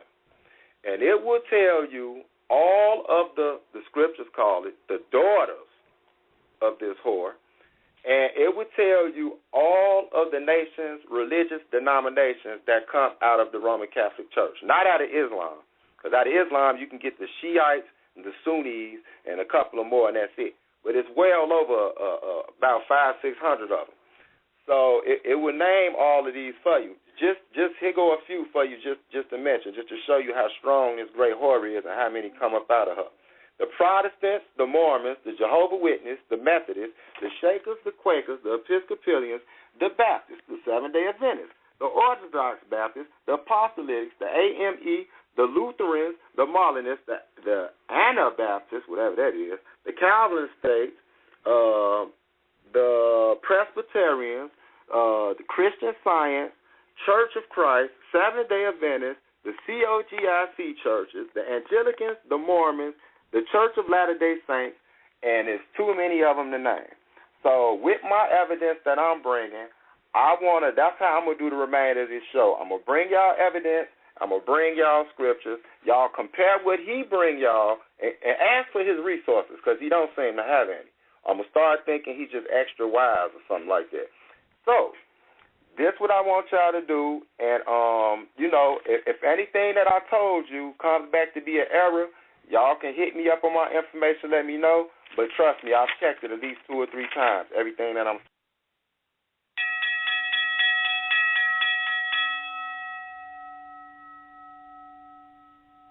All right, guys, it's Debate Talk Free Radio. The number is 646-716-7320. And we're going to go to LaRon right about now with his second rebuttal. And after that, guys, is the public Q&A, the moment of truth, where you let your voice be heard, you call in, and you know that number. Once again, 646-716-7320. All you got to do is press the number 1 to stand by patiently. Hopefully I get to you guys. And, we have a lot of people pressing the number 1 standing by. But feel free to press the number 1, and, we're going to get to you guys in the public Q&A. All right, so anybody that got questions, I see people that already are standing by. But if you have questions, this is your time to press the number 1 right now, and we're going to get there right after this. So let's go to LaRon right now with a second rebuttal. It's going to be 7 minutes, and let's do this right now. And let me open this up. Yeah, there you go. Go ahead, brother. Okay. Go ahead. All right. So we have 4 Daniel chapter 8. We dealt with 4. It's Daniel chapter 8 and 9 says, out of one of them came forth the little horn which waxed exceeding great towards the south, towards the east, and towards the pleasant land. So it says out of one of them. In other words, out of one of the 4 divisions of the Grecian Empire, and so out of one of them, the little horn comes forth, right? And okay, so we have 4 now. We narrowed it down from 10. He comes up out of the 10 as one of the horns, making the 11th horn. He plucks up 3 of the horns, and the 3 horns that he plucked up is Egypt, Greece, and Turkey, and he comes himself up out of Syria, which I'm going to prove that to you. In other words, so we have 4 divisions narrowed down now. Okay, so since we have the 4 divisions, Daniel is going to begin to show us and key in on 2 last divisions and then narrowing it down to 1 division, showing us where the Antichrist come for. So it says, and out of one of them came forth the little horn. Out of one of what? Out of the 4 divisions, which waxed exceeding great towards the south, towards the east, and towards the pleasant land. So we notice this out of one of the divisions, he's going to wax exceeding great towards the south, which is Egypt, and towards the east, which is Iran and Iraq, and towards the pleasant land, which is Jerusalem. Okay, so let's get to Daniel chapter 10, because Daniel chapter 10 is basically going to tell us of Daniel chapter 10 and 11. Okay, let's see. Okay, it says Daniel chapter 10 verse 1. It says not that. Okay, yeah, let's go to that real quick. It says the 3rd year, verse 10. Chapter 10 verse 1. It says in the 3rd year of Cyrus, the king of Persia, the king of Persia. Now I am come. Hold on, I'm sorry. Daniel chapter 10, verse 14. Now I am come to make thee understand what should befall thy people in the latter days. for the vision is for many days. So this is a vision that is for many days. It's something that's not now, whatever, and in the latter days. That's what Daniel was given. He was given most of the stuff that was shown in Revelations. It says, and when he had spoken such great words, not that, let's go to 20. Then said he, knowest thou wherefore I come unto thee, and now I will return to fight with the prince of Persia, which was an angelic being behind or canceling the Persian Empire. And when I am gone forth, lo, the prince of Grecia. Well, who is the prince of Grecia? The angelic being that will be released in the bottomless pit, which is in Revelation 11, and also Revelation 17, which is released from the bottomless pit, and he's an angelic being, and he counsels the man AntiChrist. Now watch this. It says, I am going forth, the prince of Grecia shall come, but I will show thee which is noted in the scripture of the truth, and there is none that holdeth with me in these things but Michael your prince, which is Michael is also considered the prince behind Israel also too, an angelic being. It says, also, I am the first year, hold on, verse 2. It says, now will I show thee the truth. Behold, there shall stand up yet 3 kings in Persia. In other words, 3 kings going to stand up in Persia after Daniel was given the vision. And the fourth shall be richer than that, be far richer than they all. And by his riches, his strength, through his riches, he shall stir up against the realm of Grecia. So he's going to stir up against the realm of Grecia. The fourth king should be richer than them all. He's going to stir up against the realm. He's going to stir up against the realm of Grecia, which is Alexander now. And says, and the mighty king shall stand up that shall rule with great dominion and do according to his will. And says, and when he shall stand up, which is the mighty king is Alexander, and when he shall stand up, his kingdom shall be broken and shall be divided towards the 4 winds of heaven, and not to his own posterity. I mean, his own kids didn't even sit on the throne, didn't even get the throne. They didn't retain it. It says, nor according to his dominion which he ruled, for his kingdom shall be plucked up even for others besides those. Now watch this. It says, and the king of the south shall be strong, and one of his princes, and he shall be strong above him and have dominion, and his dominion shall be a great dominion. And then when you study history, you will know the king of the south is Egypt, which is, I believe his name is Ptolemy or something like that. So, and it says, and in the end of the years they shall join themselves together, for the king's daughter of the south shall come to the king of the north. The king of the north is I forgot how, I don't know how to say his name, is Seleucid or something, or Seleucid or something like that. So you have 2 kings that's being pictured here. You have 2 divisions now that's been. We'll go from the 4th to 2 divisions in chapter 11. And in these And in these 2 divisions, you have the king of the south and the king of the north. Now, anybody that knows the chapter 11 and chapter 12 of Daniel, we know that these 2 kingdoms are summarized as the king of the north and the king of the south. And we know the kings rose up from the king of the north, which is Egypt, and the king of the south, which is Syria. And these kings fought they fought in this realm, back and forth, even to the times of Maccabees, when Antiochus caused the abominations of desolations in the time of Maccabees. So then we get to the last kingdom. We get to the last kingdom of the north, which is 11 and 35. It says, and some of 11 and 36, it says, and the king shall do according to his will, and he shall exalt himself and magnify himself above every god, and shall be speaking marvelous things against the God of gods, and shall prosper till the indignation, which is the 70 years, 70 weeks, should be accomplished. For that is determined shall be done. So out of one of these kingdoms, out of the north kingdom, Syria, will arise the last Antichrist, and he's likened unto the king of Antiochus, for they both commit the abominations of desolations. So he's the last king which will rise, will be of dark countenance and sayings, and he's the last king that should cause the abomination of desolations, also as likened in this chapter as Antiochus. And with that being said, we can end on that note. And in the questions, I hope that I'll be able to answer some more. For the time's sake, I was only put out this, but I got a class going, and we'll get off into that during my class on Monday. All right, guys, this is your time. You've heard both sides. Now this is your time to ask your questions. Once again, this is the public Q&A, where you, the listener audience, will call in with your questions and your comments.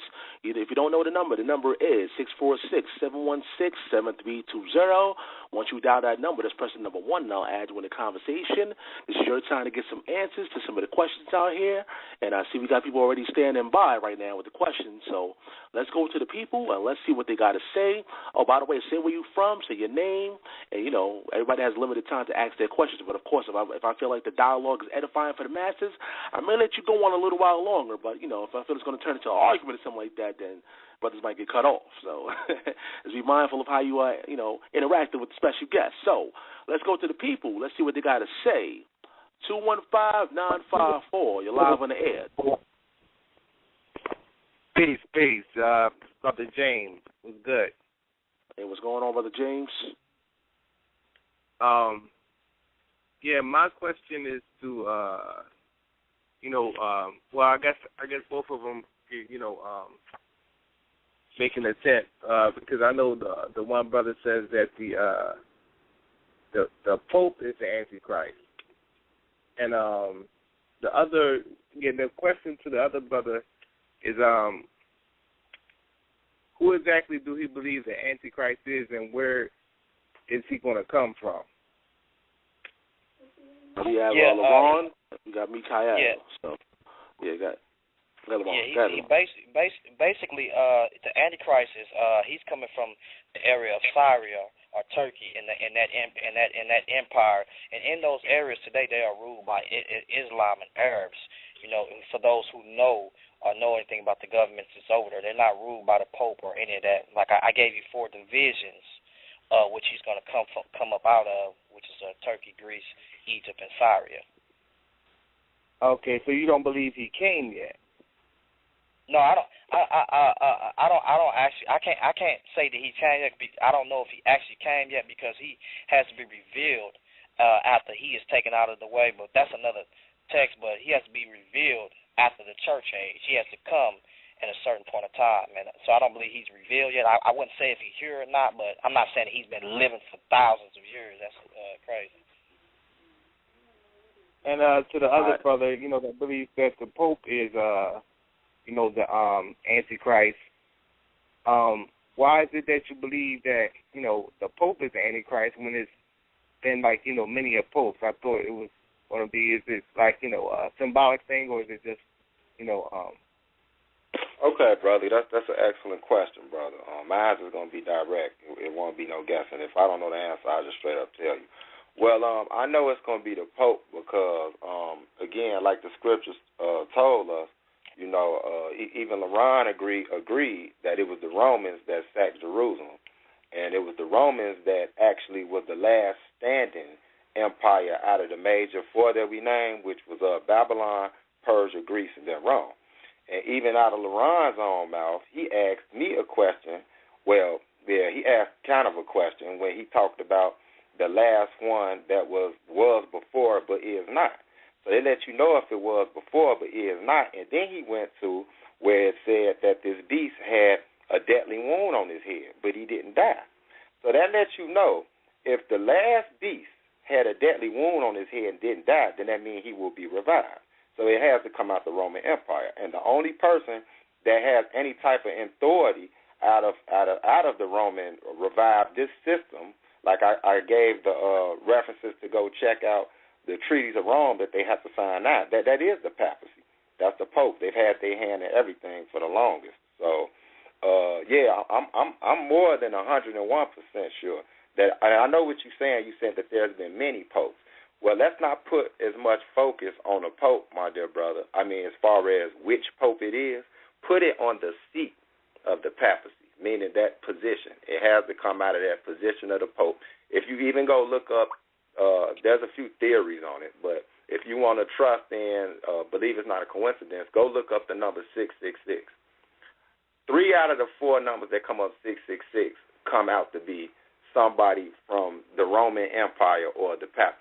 You know what I'm saying? Even all the way back to Nero Caesar, who started, you know what I'm saying, one of the ones, the first link, the military version with the spiritual version. So I hope I was able to answer that for you. If not, brother, you can get my information and we can go over this by ourselves and break it down because I have much more stuff than I was able to bring here tonight. Yeah, you did an excellent job, you know what I'm saying? So April 26th, you know what I'm saying? I'm going at the Gorilla Hebrew, you know what I'm saying? This brother James signing out, you know what I mean? I got the video I'm about to post up, you know what I mean, for you, brother. Debate talk for you. I gave a lot of shout out to them, you know what I'm saying, up at the debate, the pre-debate we had up in New York. with the Israelites and Ali Muhammad. So stay tuned for that. Peace. Oh, I'll try to check that out. All right, no doubt, man. Looking out for that video, brother. Let me know about that video. And once again, it's Debate Talk for you. It's time to go to the people. Once again, that number, 646-716-7320. Let's go to the next person, 252-883. You're live in air. Peace, Brother Sal. This is your brother Raheem Ali from New York. Hey, I was going to get on this early. I was going to get on this early. Peace to both LeBron and Mikha'el. Shalom, brother. Peace. Shalom, brother.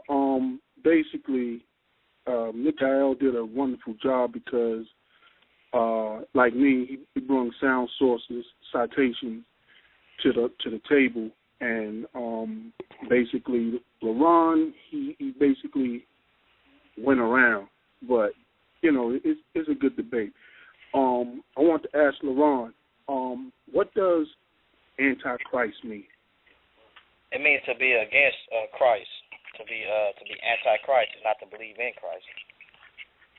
Okay. I'm Muslim. If you didn't know or not, Muslims by decree, when we take our Shahada, and our 6 articles of faith, one of those articles is to believe in the prophets, and one of those prophets is Yeshua ben Maryam, Saleh Wasalam, which is better known to the world as Jesus. We are not anti-Christ. So the Islamic thing that you're talking about is kind of like null and void and wrong. You also said that people in Turkey, the Arabs, they're not Arabs. They're Caucasians who converted to Islam. So right. Your whole history and what you said is basically wrong. I don't want to try to take over the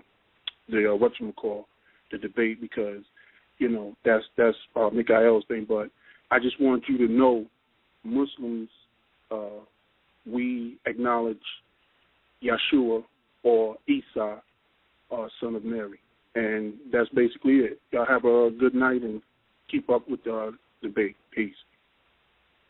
Well, you can respond briefly. Go, Lamar. You can respond briefly. Yeah, let me ask him a question real quick. I know you're a Muslim, and I know James is a Muslim too. So you wouldn't. I'm getting an echo. Yeah, hold on. I'm hearing some feedback. Everybody lower their speakers on the computer. Lower their speakers on the computer. Maybe that'll solve the problem. Bad. Hello. Yeah. I'm here. Okay. Yeah. I know that you and James are Muslim. I'm with the guerrilla Hebrews, death to Islam. But basically, this is what I have to say. So you wouldn't believe, but you say that you're a Muslim, right? Do you know what legion came in 70 AD? What legions came in 70 AD to come into Rome? Say that again. I mean, what legions came in 70 AD to come into Israel and scatter Israel? It wasn't Islam. Okay, for those audience, debate talk for you, Google it in right now. And for anybody who gets the information, please call in. Or those who are on wait, please call in. He said it wasn't Islam, so he hasn't been doing any study. And also to say that the guys in Turkey are not Islam is foolishness, because they look just like the Islams and look just like the Middle Easterns. But also, I have one more question for you. For you. It says, and to the angel of Revelations 2 and 12, it says, and to the angel of church in Pergamus. Do you know what Pergamus is? Who? Do you know what Pergamus is at? No. Tell me. Okay. Pergamus is in Turkey, and also it says, watch this, verse 13. I know thy works, and where thou dwellest, even where Satan's seat is. When you get a chance to debate talk for you audience, sisters and brothers, check that out. Even where Satan's seat is. Remember how I told y'all in the book of Daniel, I told y'all that he comes from the Grecian Empire, one of the portions from the Grecian Empire, and he's going to come from where his seat is at, and where he's going to kick something off at. And so to say that Turkey and what's called not controlled by Arabs, and you say that Europeans just because their skin is what's called is foolishness, because we know whenever you go and you go have sex with a young lady, Caucasian, that child will be considered of what that person is, what the male is, right? So just because that child you have a descendant of white Caucasian Arabs or white of Europeans, if somebody going to have sex with them, they are male going to have sex with that person is considered an Arab, and so if that person continues to have sex with with Caucasians, you have a nation of white Caucasian Arabs, and that's how it is, brother. Raheem, you can respond. I'm hearing some feedback, but hopefully it clears up. Go ahead, Raheem. Go ahead. You can respond. It's not for me. Basically, bro, LaRon, you don't know what Arabs are. I mean, like I said, I don't even want to go deep into it because I can, but they're not Arabs. They're Caucasian converts. Okay? One minute you call them Islamics, and then the next minute you call them Arabs. Let me read something from your Bible. It says Acts, chapter 2, verse 11. It says, Greeks and Arabians, we do hear them speak in our tongues the wonderful works of God. In Aramaic, that would be Allah. In Arabic, it would be Allah. So, if the Bible is saying that they speak the wonderful works of God or Allah or Allah or Allahi, how do you come up with that they are Antichrist? And I just explained to you that we believe in Antichrist. We believe in Christ, but you just said what the Antichrist is, someone who don't believe in Christ. We do. That's what you can't be a Muslim unless you believe in the Son of Mary. All right. Yeah, let me let Mikha'el jump in. Yeah, Mikha'el, you can jump in right now. Well, I was gonna let them just chill, continue to, because I know what the brother Raheem saying. I'm not gonna sit here and act as though. I used to be claim Moorish science, Moorish American back when I, growing up or whatever. So I know that Isa is spoken of as a great prophet in Islam. Well, I have our differences in our beliefs too. I've debated Muslims, but to say that Islam is going to be where the Antichrist comes out of is really straight debauchery. Because for one, like the brother said, I noticed he kept saying that, but it was just too much going on at once. I was trying to stay focused. Everybody knows that the Turks are what we would call European Gentiles. They just converted to Islam under the Ottoman Empire. So they are not Arabs. Just because you have Arabic-speaking Europeans, does not make them Arabs. They're not Ishmael. They do not come from the seed of Ishmael. So that's just, that's a desperate attempt by the Vatican believing people to divert the attention off the papacy. That's all that is. So, but I'll let y'all two continue. I just want to throw that in there because he kept saying that, but I was just trying to focus on Rome. So I apologize if y'all think I didn't catch it. Go ahead. All right, well, we got some more callers. We got to get to more people. We got people standing by. So once again, you know that number, guys, 646-716-7320. Hopefully you guys are taking down your notes because that's what it's all about. They hear both sides of the spectrum and taking down your notes. So when you get some time so you can do your own independent research, and hopefully the information that was put out there by these two special guests was edifying for you guys. And, call in with your questions and your comments. This is your time, guys. We got more people standing by, though, so let's go to the people. Let's see what they got to say. Let's go to 312-469. You're live on air. Hey, grace and peace in Jesus' name, everybody. This is Brother Isaac K. Fingers with IOG. Hey, how you doing, my brother? Hey, how y'all doing? Brother? Shalom. Hey, what's up, Mikha'el? What's going on, Brother LaRon? Hey, first of all... Shalom, brother. Shalom, bro. First of all, Brother LaRon, I don't know why you just made that statement about Islam. First of all, we all know Islam was not, didn't come into existence until 300 A.D. But you said they came in 70 A.D. to destroy Jerusalem. Now, the Arabs weren't there. All of this stuff was the Romans, like Brother Mikha'el is saying. Now, let's go to what I originally wanted to talk about. When you got to talking about Daniel and the 4 beasts, you kept referring to the third beast as being where the Antichrist is going to come up out of. But you got to go back to to Daniel 2 and read the whole entire dream that Nebuchadnezzar had. There were 4 beasts altogether. So now my question is, if Greece is where the Antichrist is coming from, who is the 4th beast? Well, I referred to the 4th beast as having 10 horns, and I referred also to the Antichrist coming. Daniel referred also to the Antichrist coming up out of the Grecian Empire, which is the 4th beast, which is the leopard with 4 heads, meaning that the 4 divisions of the Grecian Empire. Daniel referred to him coming up out of one of them and coming up coming up after the beast with 10 horns and subduing the 3 horns of the 10. It's dealing with territory. And then when you dealing with... but in chapter 7, let's go to chapter 7. When you read chapter 7, verse 2, he speaks to the 4 winds of heaven. In verse 4, he speaks of the lion. We know the lion being Babylon. In verse 5, he speaks of the bear being the Medo-Persian Empire. In verse 6, he speaks of the leopard being Greece. In verse 7, he says the 4th beast, but he does not refer that to Greece.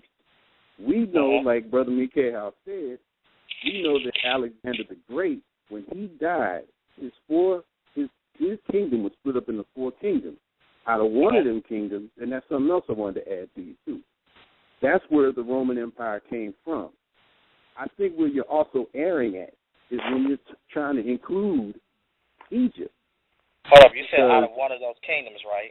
There ain't even nothing, neither one. Right, but you keep trying to include Egypt as far as ruling over Israel. The Hamites, if you go back to Genesis, it's not one of the kingdoms, because remember, in Daniel 2, the dream was about Nebuchadnezzar and his people. Those are Gentiles. Hamites are Egyptians. The Egyptians have nothing to do with that dream. So the 4th kingdom came from the Roman Empire. And if you look Hamites are Gentiles also, brother. Oh, boy. No, Hamites are not Gentiles, dude. No, they're not. Let's go to Genesis 10. Read Genesis 10. That's all you got to do. The Lord splits it up right there in Genesis 10. The first 5, he talks about the Gentiles. Then in the next one, verse 6, he starts talking about the Hamites. They're 2 different people. And also, I can't remember, Mikha'el, you could probably remember because I've been trying to find it. But the Lord also says, do not measure the temple courtyard until the fulfillment of the Gentiles come in full. Now, if the Gentiles come, their whole rulership has not completed. Because once it does, that's when the Lord is coming back. That's not what the scripture said, brother. That's not what the scripture said at all. Well, like I said, I don't have it in front of me. I'm trying to look for it. But what I'm saying is the four beasts that you're talking about, you included Egypt, but again, Hamites are not Gentiles. Hold on, brother. This is where I got this from. Let me show you something real quick so you can understand. Daniel mentions 4 beasts. That's what 4 kingdoms. That's what Daniel mentions, right? John takes it and John mentions the full of the 4. He mentions the full of the times of the Gentiles, which actually started with Egypt. Okay, let's go to this real quick. It says, I want to ask you this question so you can understand. It says, and here is the mind of which have wisdom. The 7 heads are 7 mountains. Where are you reading from? Revelation 17 and 9. It says, and here is the mind which have wisdom. The 7 heads are 7 mountains on which the woman sitteth, right? And it says, and there are 7 kings, 5 are fallen. Now, this is in the day of John, right? Right? Would you agree with that? John is giving this revelation, right? This is in the day of John, right? Yeah, so watch this. Watch what he says.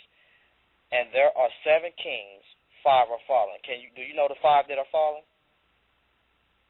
All right, brother. I heard this whole thing when you were talking with Mikha'el. Okay, hold on, brother. I heard that whole thing. the whole thing. I understand what Mikha'el talking about. We right back to the beginning of what can you give me? Right back to the beginning of where you was at. My question to you, brother, was who is the fourth beast?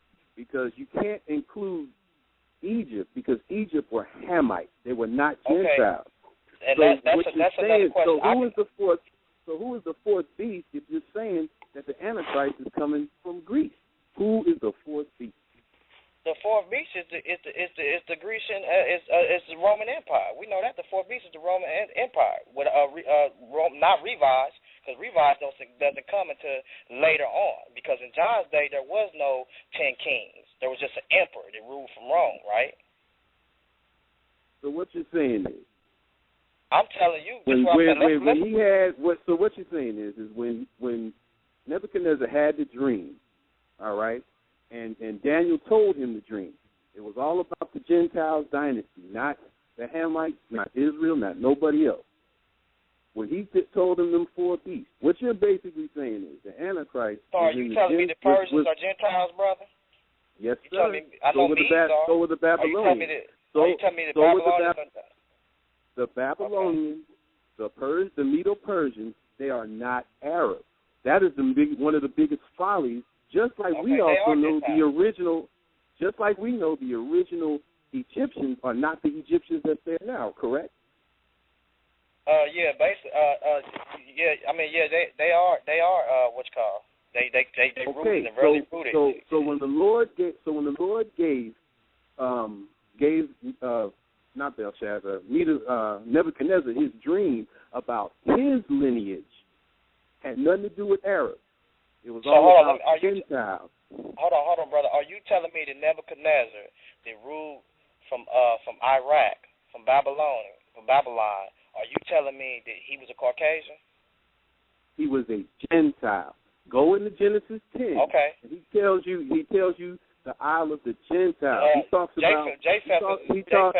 He doesn't say that the Arabs. He said they are Gentiles. We are the ones that sit up and say Arabs. Okay, let me ask you a question. Do you know what Arabs consist of? Iranians, Pakistanians, Iraqs, and basically those of the Middle East that went forth to conquest. Okay, let me ask you a question. This is a question I got for you because you sliding past this question, but you're not answering it. Okay, I asked you, and I'm going to ask you again. Okay, it says, now watch this. I'm going to ask you this. I'm going to ask you something different this time. It says, the beast that thou sawest was and is not. This is what I'm getting you. This is what I'm getting. He's talking to Daniel. So he's telling Daniel, the beast was, John, but the beast is not in your day. Now watch this. And shall ascend out of the bottomless pit and go into perdition. What does that mean to you? Well, what the book says. Let's what the book say, brother. What do you get from that? The beast that thou sawest was and is not. Remember, he talking to John. And shall ascend out of the bottomless pit and go into perdition. What do you get from that? What I get from that is something that another brother had asked the question. The second guy, he said, "How can the king, which is the Pope, because we believe it's the Pope, exist then and exist now? It's about the lineage. It has nothing to do with an individual. The last Pope will be the son of perdition that will come out and be exposed to the world. But all of this has been going on through all of the popes. Mussolini in World War II was the one who reinstated the Pope, and that's why we got him back. From Italy, from Rome, from the Seven Hills, from the Vatican." All right, my brother. We have more callers, my brother. But Mikha'el, I'm going to let you respond real quick. Once again, though, the number is 646-716-7320. Go ahead, Mikha'el. You can respond. Yeah, the brother was, your grace and peace, bro. The brother, you was referring to, when you asked about the temple, that was Revelations chapter 11, where it say, and there was given me a reed like unto a rod, and the angel stood saying, Rise and measure the temple of God, and the altar and them that worship therein. And verse 2 say, but the court which is without the temple leave out. And it say, and measure it not, for it is given unto the Gentiles, and the holy city shall they tread underfoot 40 and 2 months.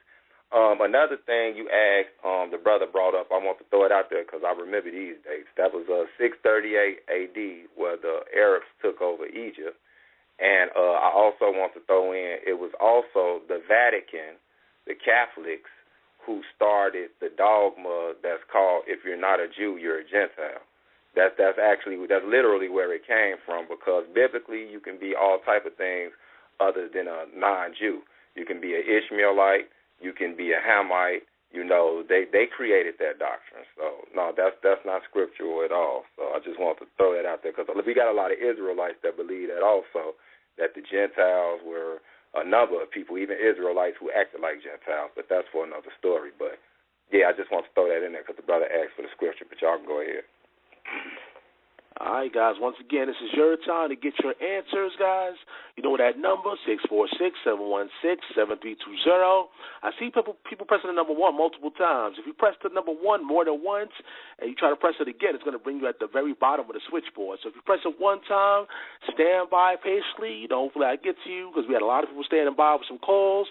And, but if you keep on pressing number 1 or multiple times, it's going to bring you back all the way at the bottom the switchboard. So just press it one time and stand by. Let's go to the people. Let's see what they got to say. We got some more callers. 408-641. You're live on the Debate Talk View. And lower your speaker. I'm hearing the echo. You're already hearing the echo. This is Razikiel. Yeah. How's that? What's going on? Hey, I was going to ask both LaRon and Mikha'el. I might have missed it. Who is the woman that they speak of in Revelation 17? Go ahead, brother. If you want to answer it first, you can go ahead, LaRon. Yeah, what I have the woman as being a religious system, basically, as being Mystery Babylon, which is the root of religion, or the first NWO New World Order, which was at the Tower of Babel, which was a religion that was spread into all the world, and they retained it in their own languages and began to build pyramids all over the world. And that's what I have, mystery. It's a religion. It's a mystery. It's Mystery Babylon, because it's a religious system. And the religious system also has a literal city. So that's what I have it as. All right, Mikha'el. Oh, okay. Excellent question, brother, because I was actually that was one thing I was going to say when I got another chance. I was going to exactly identify who she is. The brother is right when he said it's Mystery Babylon, but the reason it's called Mystery Babylon is because it's not a specific location no more. The old Babylon used to be Iraq, if we know our history. Right, but now it's not Iraq. It's Mystery Babylon. Because hold on, Ezekiel, lower your speaker, brother. Lower your speaker, brother. I'm hearing it. How's that? I get Mikha'el. Okay. There you go. Okay. Yeah, so Mystery Babylon is a system, is a religious system of false doctrine. So I can tell you, we might as well go to this question. Yeah, I still hear that echo. Ezekiel. Bring it all the way down. All the way down, brother. I'm going to hang on up and listen.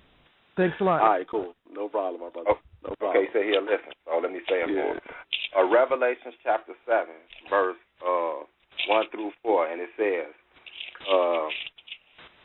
it tells you that, verse 1, it says, and there came one of the 7 angels that had 7 veils, and talked with me, saying unto me, come hither.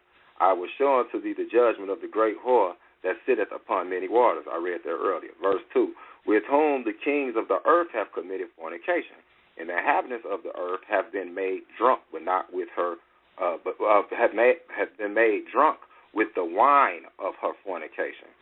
So he carried me away in the spirit of the wilderness, and I saw a woman sit upon a scarlet-colored beast, full of names of blasphemy, having 7 heads and 10 horns. And the woman was arrayed in purple and scarlet color, and decked with gold and precious stones and pearls, having a golden cup in her hand full of abominations and filthiness of her fornication. Now, if you break that down, it told you that the world is drunk off her wine. And if you go in another scripture, it tells you that the people are drunk and they stagger, but not with strong drink. So evidently this is not talking literal. It's talking about lies. She got everybody drunk with lies and false doctrine and false religion. Therefore, it is the largest religious line institute on earth, and that is the Catholic Church. The word Catholic literally means universe. So this is the church of the universe, and she is the whore, the hoe. All right, LaRon, you want to respond real quick, and then I think a lot of people, they basically miss the scripture or the chapter when you're dealing with Zechariah chapter 5. Zechariah is chapter 5 deals with mystery Babylon also too, and it deals with the latter day when Iraq will be rebuilt again and it will be a commerce center it will be rebuilt again, and it will be a commerce center, and all trade, the New World Order, or the Tower of Babel, which was a trading system, a New World Order system, all trade will come from there. Many will trade from there. And also, it will be destroyed also. But I want to show something just real quick so you guys can just read this for yourselves and look at it. It says, Zechariah 5 and 8, it says, and he said, Zechariah 5 and 6, and it says, I said, what is it? And he said, this is an ephod that goes forth. He said, moreover, this is the resemblance throughout all the earth. And behold, there was lifted up a talent of lid. And watch this. And this is a woman that sitteth in the midst of the ephod. Now, we know that the ephod is a measurement or either a jar or either something of a measurement of something of wheat or something like that. But we know that the mystery Babylon sits in the midst of this ephod, of this jar, and over it was a lid over it. It says, and behold, there was lifted up a talent of lid. Now watch this, verse 8. It says, and he said, this is wickedness, and he cast it into the midst of the ephod. In other words, the wickedness of mystery Babylon pushed up the lid of the jar, and the angel or the person who was carrying pushed it back down. So what's called. But watch where they took this. Watch where they took the mystery Babylon to. Watch this. It says, verse 11. It says, and he said unto me, he says, then said I, verse 10, then said I to the angel that talked with me, rather do they bear the ephod?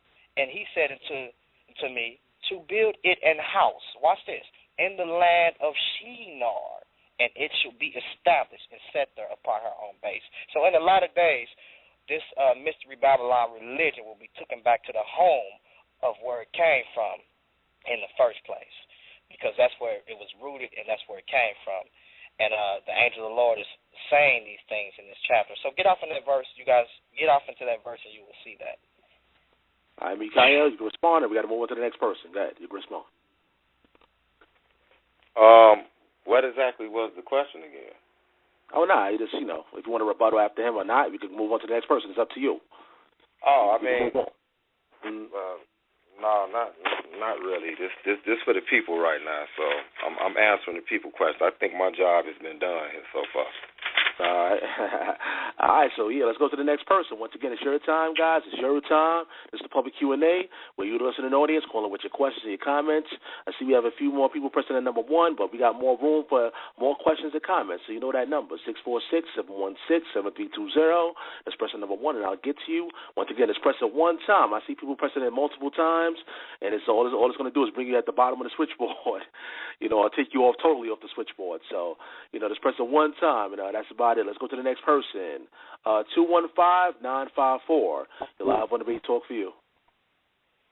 Yeah, this brother James. I'm going to be real quick because I know other people want to get on. Now, the brother, what's the brother that's trying to say that the Muslims are the AntiChrist? What's his brother's name? LaRon, brother. LaRon, are you crazy? Are you crazy? Are you comparing first of all, you are historically inaccurate. From the 70 AD, you're saying that the Muslims, the Prophet Muhammad didn't come to 570 AD. I didn't say Muslims, brother. I said the Arabs. It was an Eastern takeover. That's what I mean. I'm referring to them because in the times we will call them Muslims, but I mean Arabs. Brother. Right. What is an Arab? What is an Arab? Say what? What is an Arab? A mixture of Eastern nations. You're inaccurate once again. You know what I'm saying? But even from like a historical standpoint, I mean, the Antichrist has absolutely nothing to do with European colonialism. The Columbus, you know what I'm saying? Columbus forcing Christianity on the indigenous people on the planet, burning them alive. Antichrist ain't got absolutely nothing to do with that. The Antichrist ain't got absolutely nothing to do with this globalized system that we live under today. He has absolute, because that's what you're saying, because Islam has nothing to do with that. You know what I'm saying? Islam so has a lot to do with it. You're trying to separate. Why is your mosque on the temple site? You say what? Why is your mosque even in Israel on the temple site? It shouldn't even be there. That's an abomination of desolation right there, brother. Oh, okay. I mean, we could get into a whole dialogue on that, but I'm just keeping it. You're going to get dealt with by the guerrilla Hebrews, so I ain't worried about it. That's the Islam. Oh, all right. Hey, whatever. That's what you think. Oh, man. Put it out there. But the question still remains. But the question to you is that you seem to be overlooking a whole lot of things. You know what I'm saying? To try to pinpoint it to Islam today, where you have a group of people around the world praying at a specific time to God. That's the Antichrist. And the Antichrist is totally not the Catholic Church who molest boys. You know what I'm saying? Went around the world colonizing people, cloaked them under a system of white supremacy, and destroyed them as a people, their nation, their nationality, and who they were. It has absolutely nothing to do with the Antichrist. Are you familiar with Mystery Babylon? Are you familiar with that under Nimrod, under the priest he had, who he had them to subscribe their happiness and their secrets to the priest that he had? Are you familiar with the order of Nimrod? Yeah, I have some knowledge on that. Okay, if you're familiar with that, then you will know that they only doing the same thing that the latter-day Gentiles is doing. All of them did the same thing. Ain't none of them better. They all did the same thing. They all got the same common goal. So don't let it fool you just because of color. The fact remains that this is why I'm just saying, this is why everybody agree with the brother you're debating and not you, because he pinpointed it makes perfect sense why the Pope would be the Antichrist, even if it's not true.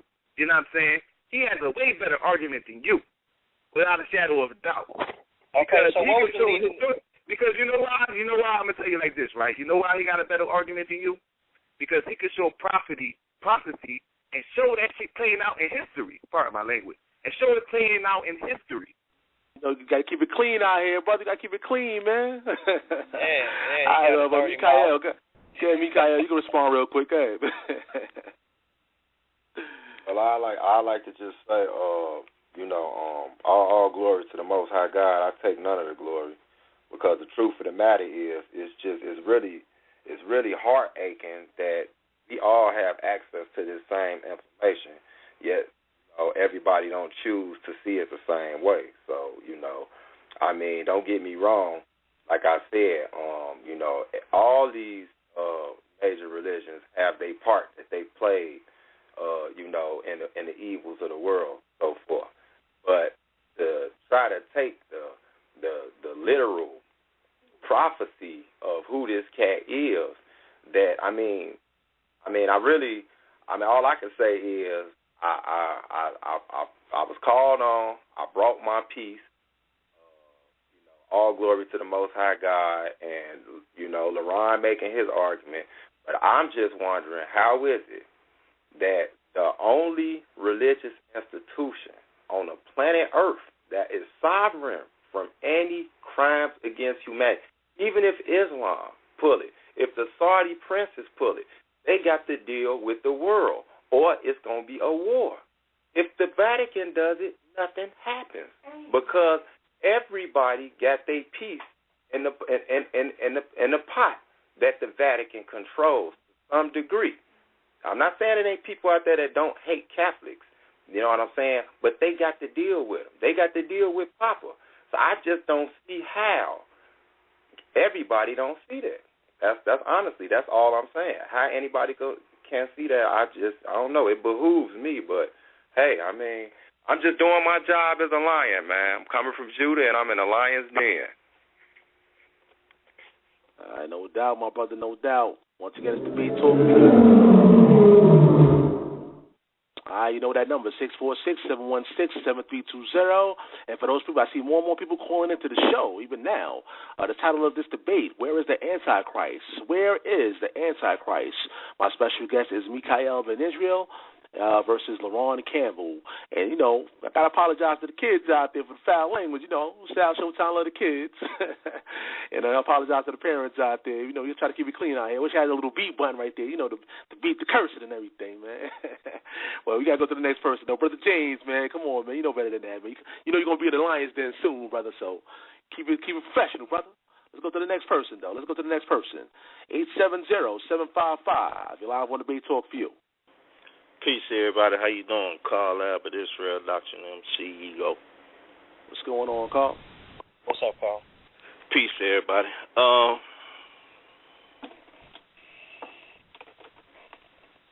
don't really know where to start. LaRon, you was over your head. I done told you about that myself. You know, you was over your head. Outside of that, I got a couple key questions. And I'm going to keep it real simple. The advertisement says the Israel of God in a couple places. I just want to know if the brother Mikha'el is here representing the Israel of God for us, the class, or just the people in general. No, brother, it's no secret that I'm a member, Carl, of the Israel of God. That's in my bio. That's it. All you got to do is go back and read the bio, and I told the truth about it. It even got former gang member on there, so I ain't representing no gang. I ain't representing the IOG, although that is my family, and that's who taught me. So that's all. It's just part of the bio like everything else is say on there. So, no, I get off into my own little, you know, studying or whatever, you know. But, hey, the IOG tell us to study everything anyway, so I don't see the problem with it being on there. Plus, I talked to my elders and them. They knew I was coming on here, so it's cool. All right, I just wanted to make sure I understood the advertisement. All right, I got a question. I got a question for you, Carl. Shoot it, Carl. Maybe you can answer it since Mikha'el came and everybody else. What legions was used to come up against Jerusalem in 70 AD? It was Titus, a Roman general. His But, father, you know, Asia, was going to be the ruler at the time, so he sent his son to go in and finish the job. So Titus. You know they had, legions. We know Titus was what's called, but Titus had legions. Yeah, I mean, like no matter who he used, that's like saying who killed the person, they use a certain type of gun, but the person pulling the trigger is the actual one that kills the person and goes to jail, not the gun. So. Okay, let me show you guys something. Let me show y'all something so y'all can understand this. All right, let's deal with this real quick. Well, at the end of the day, look, LaRon, it's simple. It's simple as this, because I don't really want to be on here long. It's simple as this.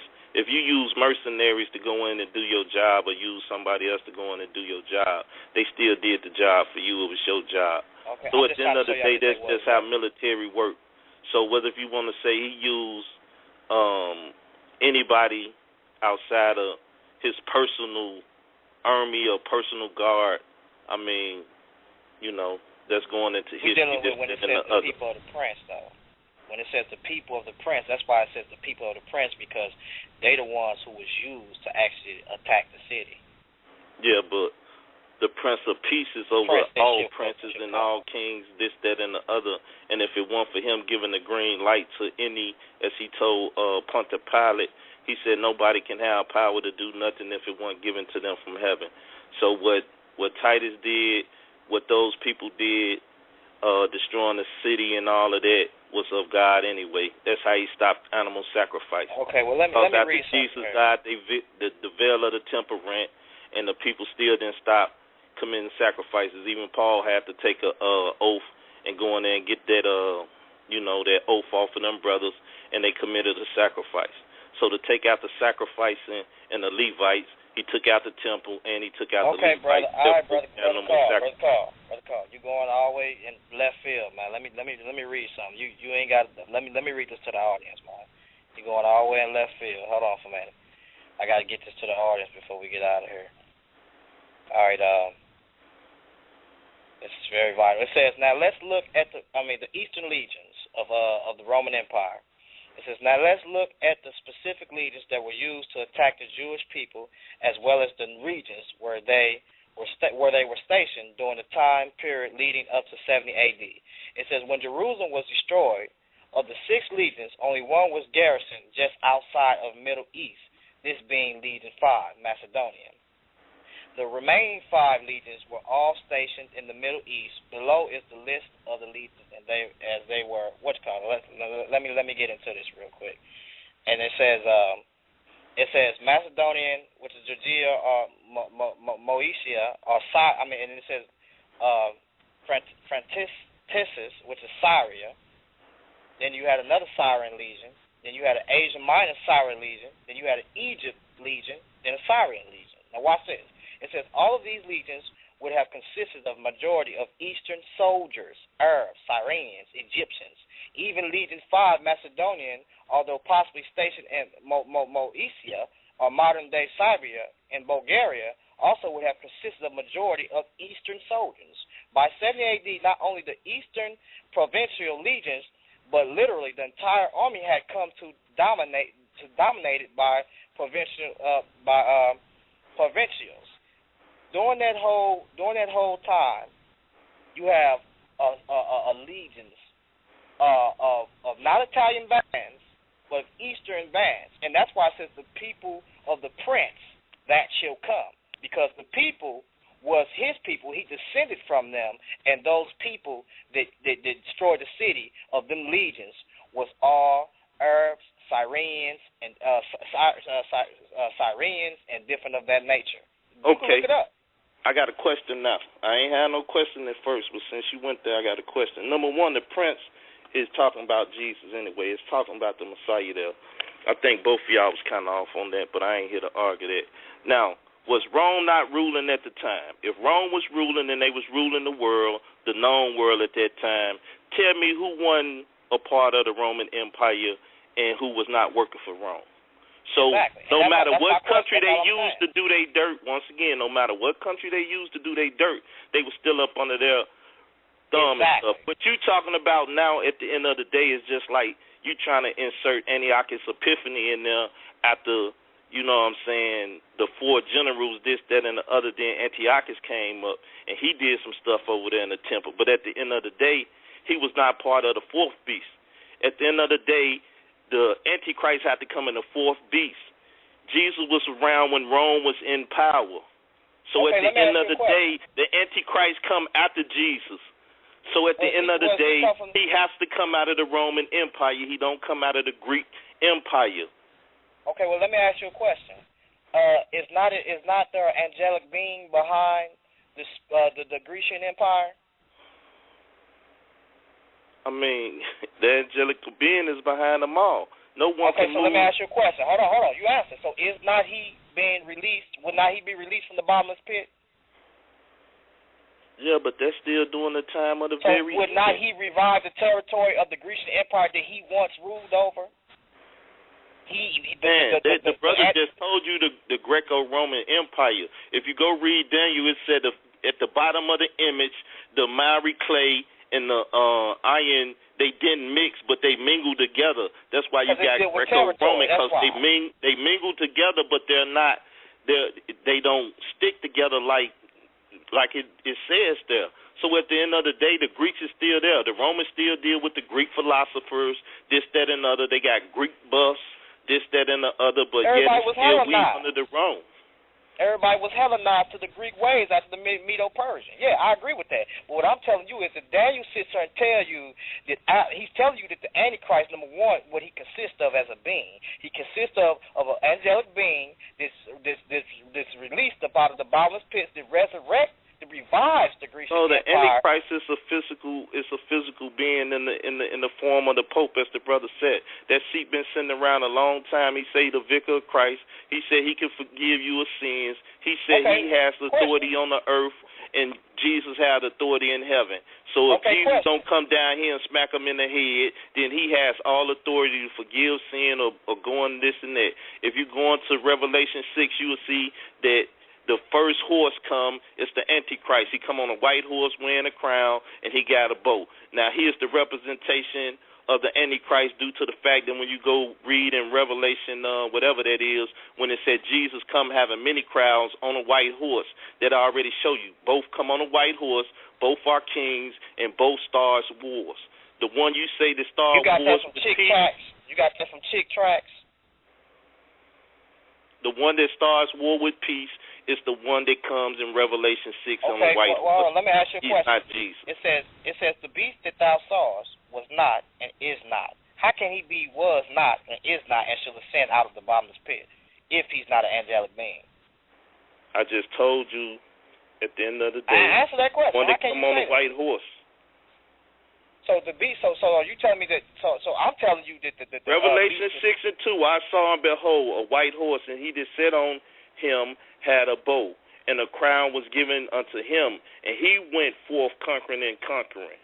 Mm-hmm. He went forth. To sum it up, debate talk for you audience, I'm telling y'all that the beast consists of an angelic being that no, the beast. Listen, hold on, bro. Let me finish. To sum it up, debate talk for you. I'm telling you that the beast consists of an angelic being that counsels a man, which is an Antichrist, and also a system. Three things the beast consists of. Let me say this, and I'm gonna go. Debate talk. Let me say this, and I'm gonna go. Hold on, he can't explain to y'all why the beast. LeBron, hold on, man. LeBron, just let me say this, and I'm gonna go. I'm going to just say this and I'm going to go because I don't want to debate you about the matter, or I would have called you out. But I don't think you're worthy of a debate. But look, at the end of the day, the beast is the government system. That's wrong. The woman is the Roman Catholic Church. She sets on the beast, the government system. Then you have the Holy Roman Empire as it was in the past. The Holy Catholic Church sit on the Roman system. Then you had a woman sitting on the beast, and they go about in perdition. Now, the brother told you that. He showed you that in many different ways. It might not have been clear, but the woman, which is the Catholic Church, the harlot, sits on top of the government, which is the Roman Empire, and then they go into perdition. That's it. If you don't understand it or comprehend it, then just study up on it. Peace, y'all. I appreciate the call. And LaRon will bring you back in, but we got 8 minutes on the air, guys. We have 8 minutes on the air. That means everybody that's listening via internet, after the 8 minutes is up, we're going to go to the overtime part of the show and to hear the final statements and more questions. If you want to hear the overtime part of the show, you're going to have to call in before the 8 minutes is up and dial that number, 646-716-7320. Once again, you have to dial before the time is up via internet. But if you're not going to call back in, the show is archived. So once again, check out the archives at www.blogtalkradio.com/debatetalkforyou. I appreciate you guys being here, checking out Debate Talk for You. But let me go back to LaRon, and I'm going to bring in Mikha'el after that. We're going to take a few more callers, and after that, we're going to get to the final statements. Go ahead, LaRon. You can respond. Yeah, see, what's going on, Debate Talk for You audience, sisters and brothers, what these guys do is, these guys come here and tell you what something is, but they leave questions unanswered. Like this brother, he just came to us and just told us that what the Antichrist or what the beast is. I'm telling you what it consists of. This brother can't answer this question. Like, he can't answer, the beast that thou sawest was. How can he was, and then is not, and shall ascend out of the bottomless pit? He can't answer that. See what I'm saying? And he won't answer that. Nor have y'all seen any one of these brothers answer, and there are 7 kings, 5 are fallen. So what they'll say is, oh, those hills are wrong. Well, the Bible just says 5 are fallen. If those kings is on those hills, 5 are fallen. So if those are the hills of Rome, it's telling you that 5 are fallen. But them brothers, they can't answer that, and they not going, because they're going to leave you undone, and they don't know the scriptures. All right, Mikha'el, you can respond, brother. You can reply. You can respond. It's up to you. Yeah, I hear you. To the brother Carl that called in, grace and peace to you, brother. You know, I feel you. You know, it sounds like you got a chip on you, but, you know, it'll be okay. We all Israel. Same goal, same mission, man. debunk lies. That's all it is to it. Oh, happy Sabbath too to all the Sabbath keepers. I told you I got on here. I had a mission. It was to expose who the whore was, who the beast was, who the little horn was. I even threw in there that there would be a temporal leader, that's a military leader that's going to rise up and click with the man of sin or the abomination of desolation, whom y'all choose to call an Antichrist. But like the other caller said earlier, it's a lot of people that's Antichrist, so we'd be here all day. I did that. I even went to name everything. I didn't just read a scripture and then give you my opinion of what it was. I actually gave you resources to go back and verify everything that I said so you don't think that I was making nothing up. Because I don't want to leave nothing out there. I answered all his brother's questions. I even answered the one that he keep talking about, but I'm not finna act like I'm retarded and keep repeating myself. Y'all go back and check the archive. Y'all will hear every question that he asked me, I answered. Out of all the questions that I asked him, I think he may have answered 85% on the estimate, because I know he left at least 2 of them out there. But that's neither here nor there. That brother feel like people not listening to what he's saying, and I think that's the only thing me and him got in common. Sometimes the people don't hear. But all glory to the Most High God of Israel and his son, Jesus the Christ, who is my high priest, the Mashiach. They brought this forth. It ain't had nothing to do with me. And on that project you was talking about, Sal, I'll holler at you later. And I thank you for inviting me on here. I thank you for reaching out and for getting this information out there to the people. And anytime, brother, anytime. And on that, I'll talk to you on a personal. I'm still working on that for you, too. And we're going to see what we can do to help this grow even more.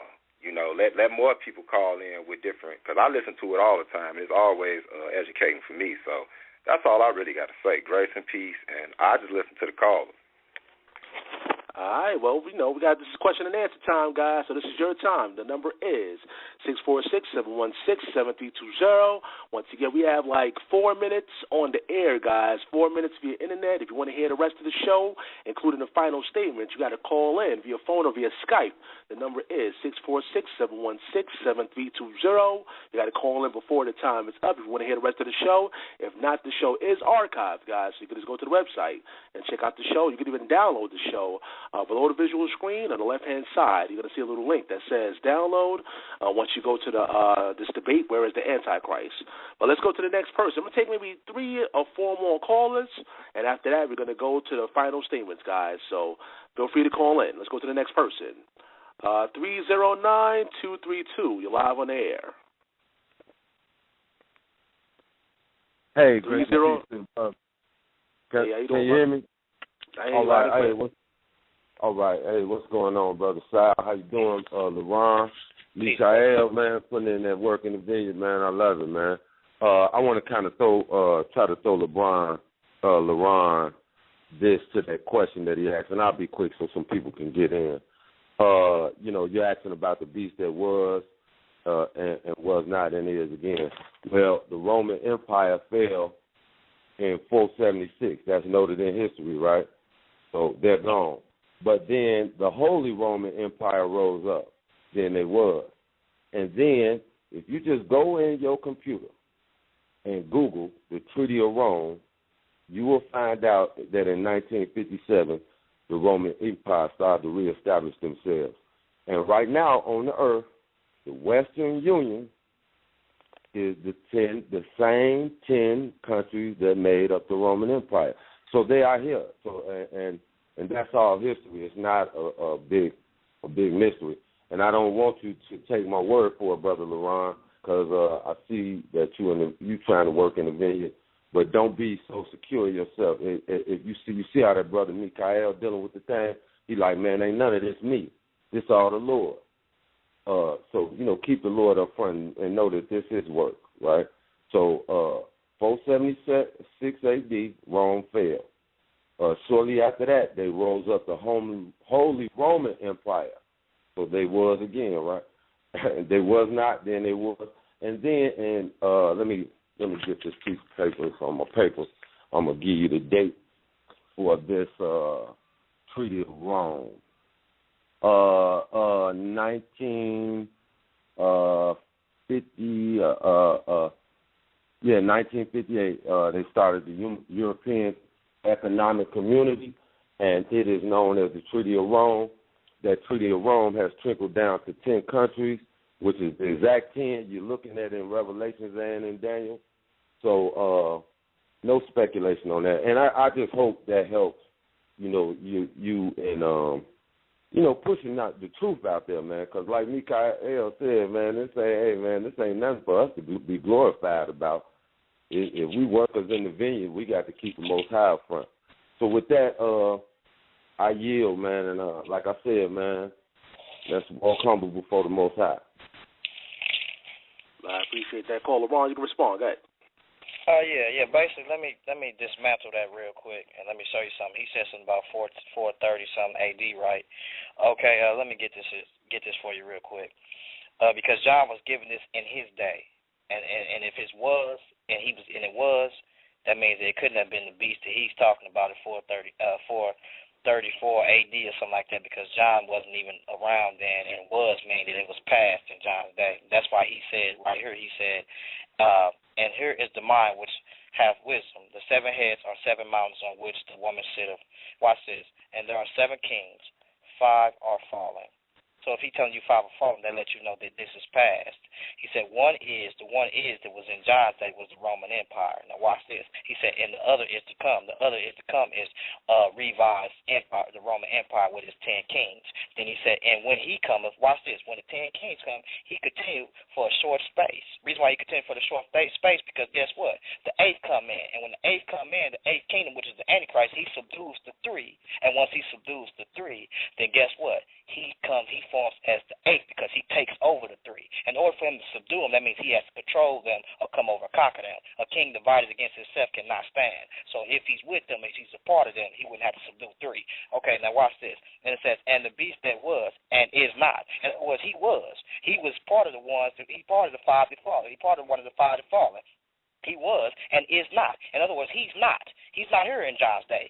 Even he is. Now watch this. Even he is, watch, the 8th. He is the 8th kingdom after the 7th. Now watch this. And it says, and go and is of the 7. Well, is of what 7? He's of the 7.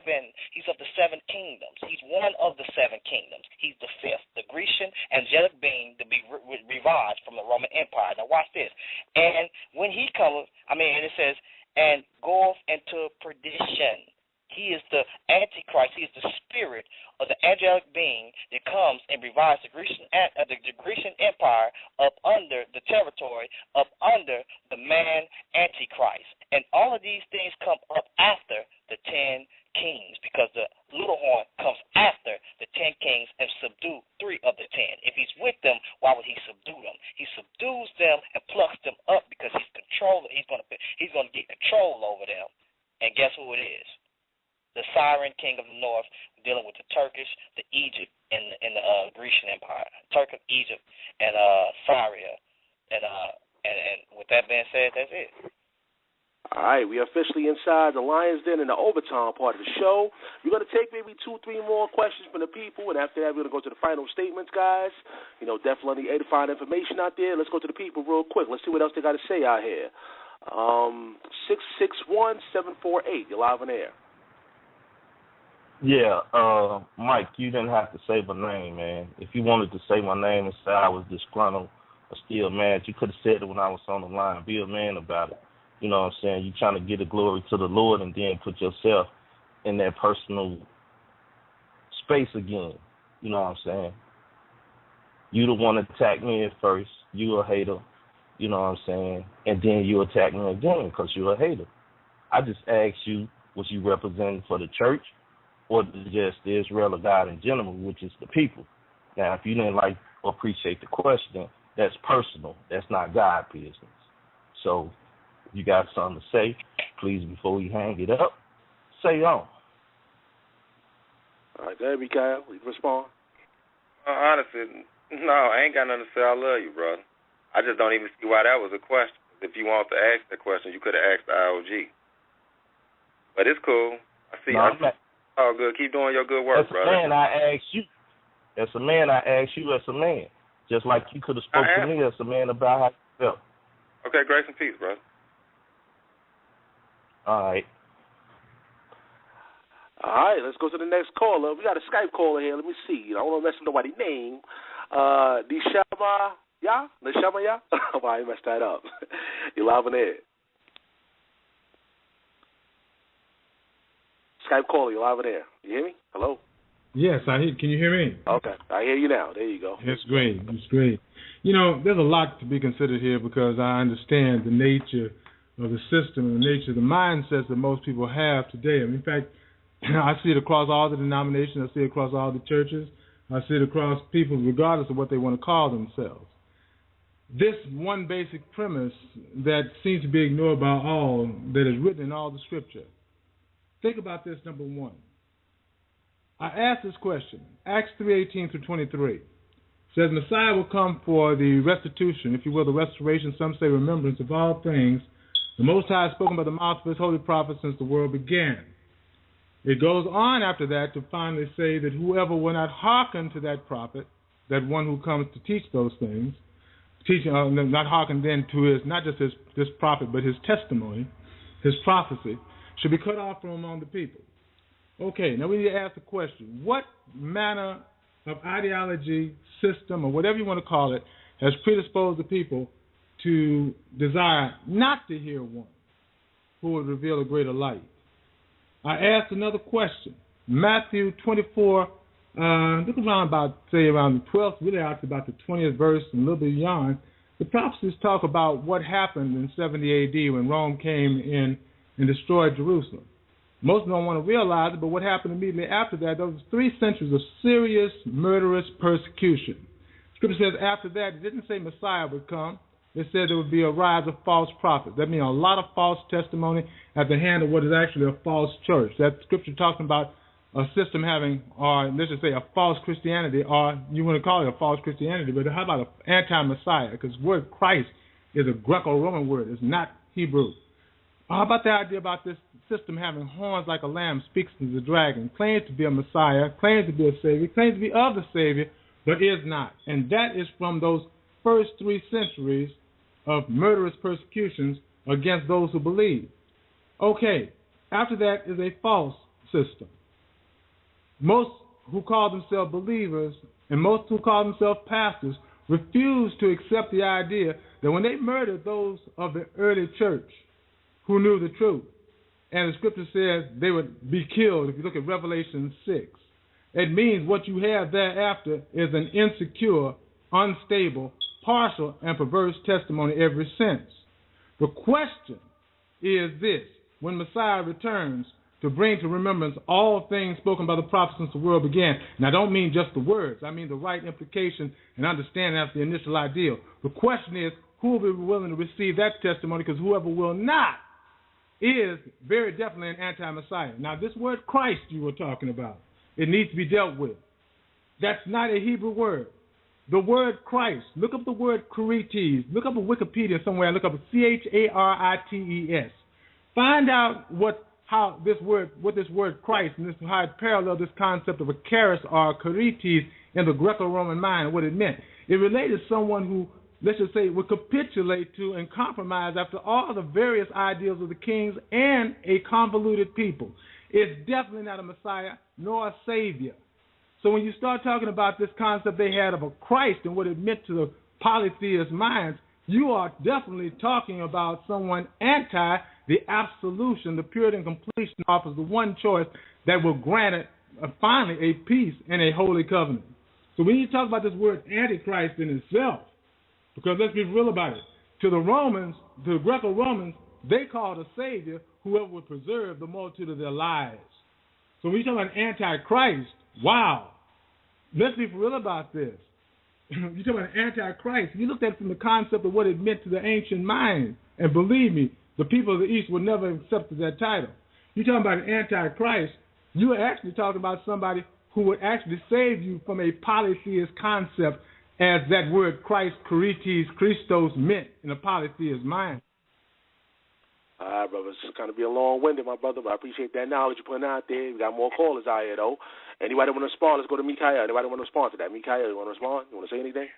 Yeah, I'll just keep this real brief. This debate wasn't on linguistics. It wasn't on linguistics. It was not on the origin of words. I just get this, brother. That's Psalms 19, verse 3. There is no speech nor language where their voice is not heard. And actually, I could actually get in a whole bunch of more, but we ain't going to do that. You can go to read Malachi for yourself and a few other spots. But I think I understand what he's trying to say. But, yeah, that debate for another time, because that's why, if you notice throughout the whole show, I called him what? Sal and Ron heard me. I said the abomination of desolation. So I guess he wasn't even sending that question to me. So, LaRon, you can answer it if you want to. Well, my main thing on it is, whether you want to say AntiChrist or whatever you want to say, Hebrew or however you want to put it, the Bible say the Lord was speaking to these people with other tongues. So, hey, whether I speak in English or whatever you want to put it, you know, you understand it and you get the big picture of it. That's all I got to say. Yeah. All right, we're going to take probably two more, and after that we're going to go to the final statements, guys. We got to get to these final statements. Once again, it's Debate Talk for You. You know that number, 646-716-7320. Let's go to the next person. Let's see, 312-469. You're live on air. What's going on again? This is Brother Isaac Fingers, and I'm very glad y'all came to me. The reason, because like y'all just said, the Lord said that in Isaiah 28, he speaks to his people in another tongue. This whole debate wasn't about the word. Brother Mikha'el, he talks about the abomination of desolation. But I'm going to read what it really is. Go to Revelation 19 and read verse 19. And I saw the beasts and the kings of the earth and their armies gathered together to make war against him that sat on the horse and against his army. And the beast was taken, and with him the false prophet. That's what this should really be titled. That's just my opinion. But if you keep reading, that wrought miracles before him, with he that deceived them that received the mark of the beast, and them that worshipped his image, these both were alive into the lake of fire burning with brimstone. Period. That's what this whole thing should be about, the false prophet. And as has been stated, the abomination of desolation that Jesus talked about, they go back to Daniel. Daniel gave us the whole map of who the false prophet was going to be, where he was coming from, and here it is at the end, where him and the beast will be going to in the end. Peace and grace in Jesus' name, y'all. Grace and peace, brother. Appreciate the call. You can reply. Go ahead, Mikha'el. Go ahead. Grace and peace, brother. I agree. LaRon? Yeah, basically, I have something to say. Matthew 20 and 15. It says, "When ye therefore shall see the abomination of desolation spoken of by Daniel." So this was spoken of by Daniel, the prophet, and stand in the holy place. Whoso readeth, let him understand. And most people think this is dealing with the abomination. They think this is dealing with the time of Titus, or when he came in during the time of 70 A.D., but this is not really dealing with that. This is dealing with the abomination of desolation. It should be set up by the Antichrist with the false prophet in his image. And this is dealing with when he's taking away the daily sacrifices, which is mentioned in Daniel. So. All right, my brother. Matter of fact, I'm going to bring the reader in here. Yeah, the reader been kind of quiet, man. Philip, you got any questions for the brothers? Anything you want to say, I am? You've been on standby for a long time, brother. You have a question for the brother, you can put it out there, or you want to make a comment. Go ahead, man. Well, I guess at this time, I'll just wait a little while. A lot of the scriptures that was brought forth and that was broken down, well, LaRon is definitely just very, very confused. I don't even know where to begin. Mikha'el did a good job. I'm going to go ahead and just let you all. I will have some final statements, but I don't know where to begin when it comes to some of the stuff that he's presenting, because I'm here on the internet now the whole time going over with the scriptures, and also the different sources. I'm trying to find where's his sources at. I need, Lauren, matter of fact, I'll tell you what, I do have a quick question. Can you list where are your source, where are you getting any of your sources from? Okay, when you get a chance to, I want you to go on YouTube or Google it, and Google it the Arab AntiChrist, and or Google it under YouTube. And it's a brother that's on there, and he was an Arab, he was a terrorist. And he came from being I don't know, I'm not sure his name, but there's plenty of references on there. And when you look at it, they're going to break it down like 10-minute videos, or even outside of videos. They're going to show you who the Antichrist is, and going to show you where he's coming from. And they also going to pull up also listing the Turkish and also the different guys speaking. And the Arab that's on there that's speaking of these things, he used to be a terrorist, and he's been talking to Israel. He's been talking to a lot of people. He's been telling them about Arabia and Iran with the nuclear bomb situation going on. And he also has been talking. He's also been talking about the tricontinental war that's going to take place. Because when he said the 10 kingdoms is formed, they're not actually formed yet, because you have an area that's in Russia that has not been formed yet, and they have not controlled it yet. So they have to get control of it, because the empire listed to Russia. So when you just Google in the Arab Antichrist or Islamic Antichrist, and go to YouTube, and I don't know if you're in my group or not, but I can listen in my group, and when you listen to the guy, he takes like about 30 minutes, or it's another dude like 10 minutes, and he's going to begin to expound on Daniel, and he's going to expound on chapter 8 and 9, and it's going to show you specifically. And when you look at it, you're going to relate it to the scriptures, because he's going to give you the scriptures behind it. And I'm telling you, you're going to be like, oh, okay, I see, and it's going to agree with what's going on in the government, what's going on in the government right now, and everything. And also, too, have you guys ever seen that movie, The Kingdom? You ever seen that movie, The Kingdom? With Jamie Foxx? There's a movie out there, it's called The Kingdom, with Jamie Foxx in it. And The Kingdom is a good movie, because one thing it says that those that hold the oil holds the world in hostage. If you think that the 10 kingdoms or you think that the NATO and them running something, or they running anything, y'all better look and see with China and Russia and who they backing and who they financing, and it's the Arabs.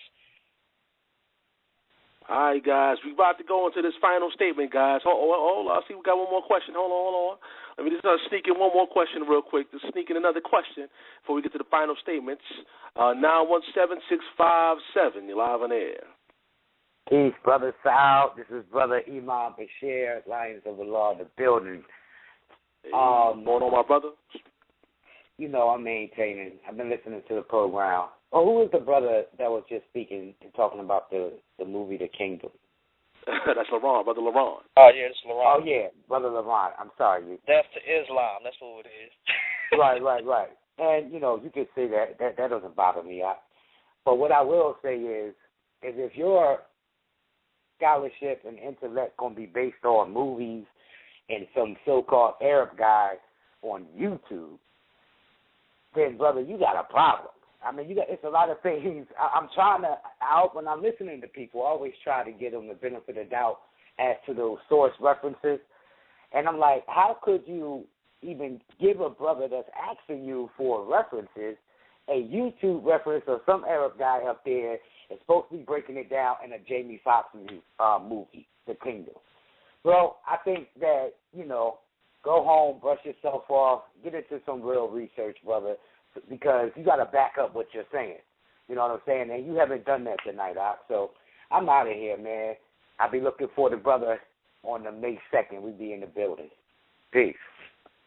All right, that was Imam Bashir. He's going to be back here May 2nd, and that debate is actually entitled, Did Jesus Die on the Cross, guys? So make sure you look out for that one. But LaRon, I know you want to respond, brother. Go ahead. Yeah, basically, Bashir, man, you know, when he talk about scholarship, that's something that he don't really want to see me in, because, you know, many a times I have shut down brothers who you can't even really shut down, which is the Amara Squad, which is another squad that they don't want to see me, when I get on their show, when it's dealing with scholarship. They know what it is, you know what I'm saying? So when you want to deal with the brothers from the East, or when you want to deal with real Arabs, you know what I'm saying, did a bomb something and kill something, you know what I'm saying, then just holler at me when it comes to scholarship, because this right here is I'm proving to them from the Bible, you know what I'm saying? Anybody can speculate with what they see or what they say, but to say that the Turks and them are not Arabs, that's kind of foolishness, even to say if they was converted or not, when you know that they moved in them areas and also mingle with them women. So to say that those what you're saying is no scholarship, but I know real people that's Arabs. I know a dude that say that he's a descendant of Esau and he's an Arab. So when it comes to that scholarship or whatever, I can get on that real easy. But for the sake of time, I'm dealing with this and dealing with the Bible and what's in the script and what's in the text. So if you know what it is, if you really want it, like I say, it's death to Islam. You're gonna get it by the Gorilla Hebrew.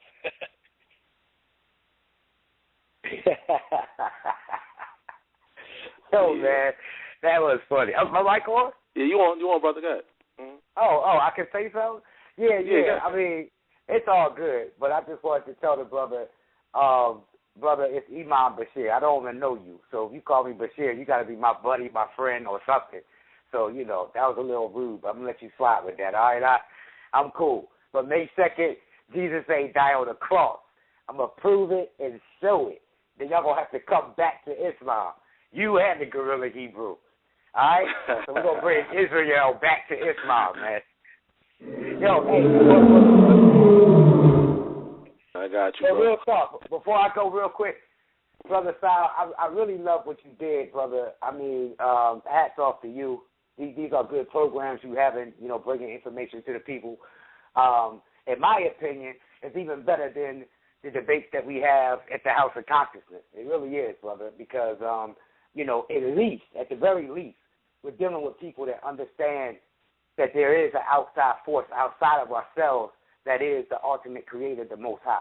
So that's what I love about having these discussions with, the Quran says the Akhla Kitab, the people of the book. So, Brother Sal, hats off to you, brother, and thank you for this program. Yeah, I appreciate you, my brother. Appreciate that, man. Definitely, put the information out there to the masses.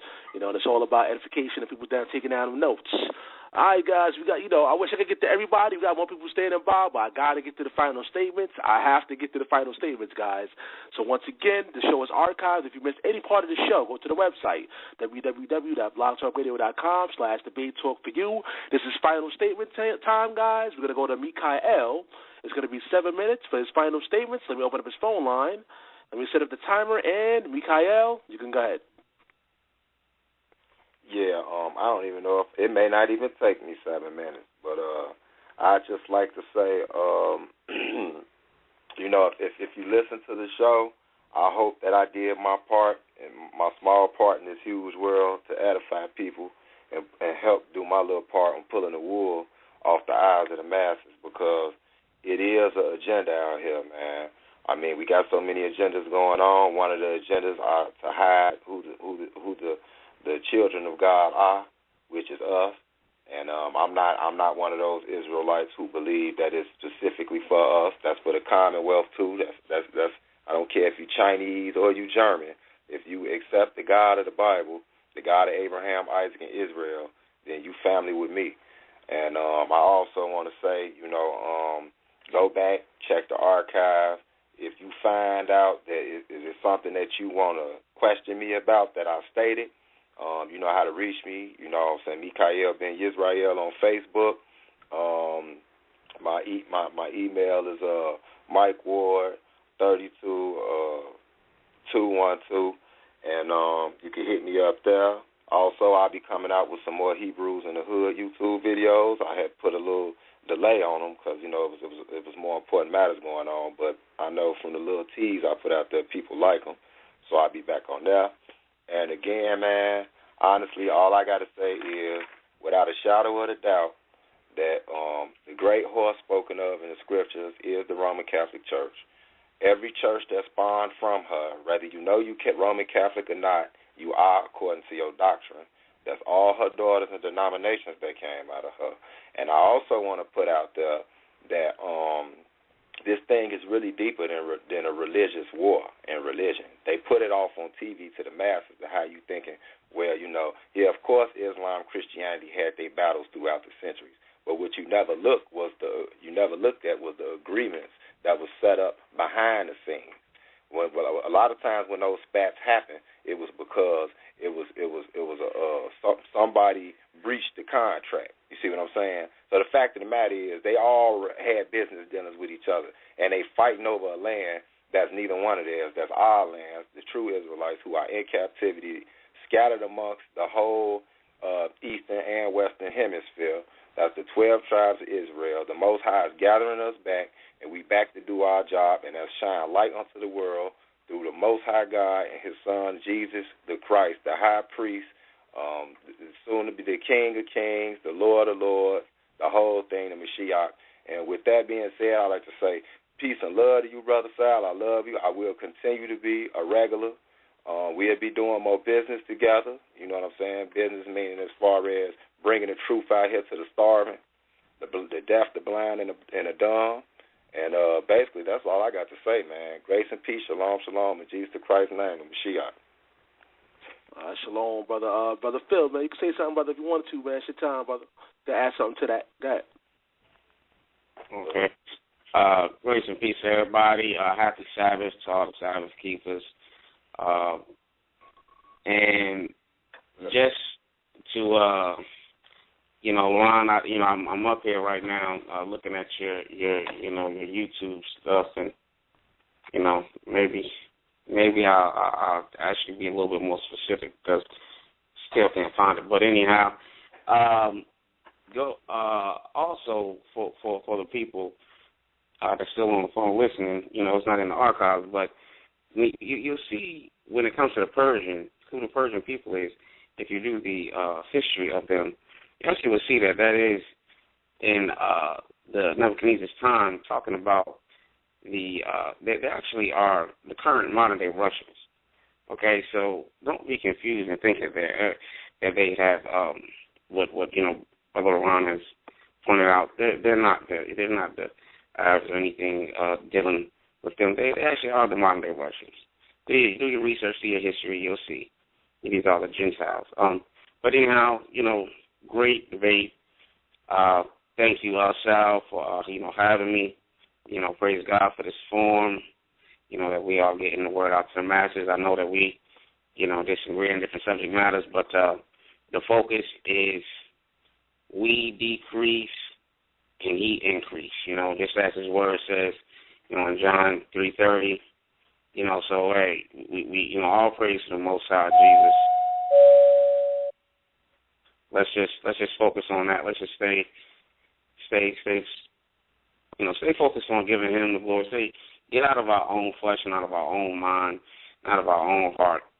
Focus on pleasing God. You know what I mean? That's what it's all about. That's what we're here for. Grace and peace, everybody. Love you all, and may God bless. In Jesus' name.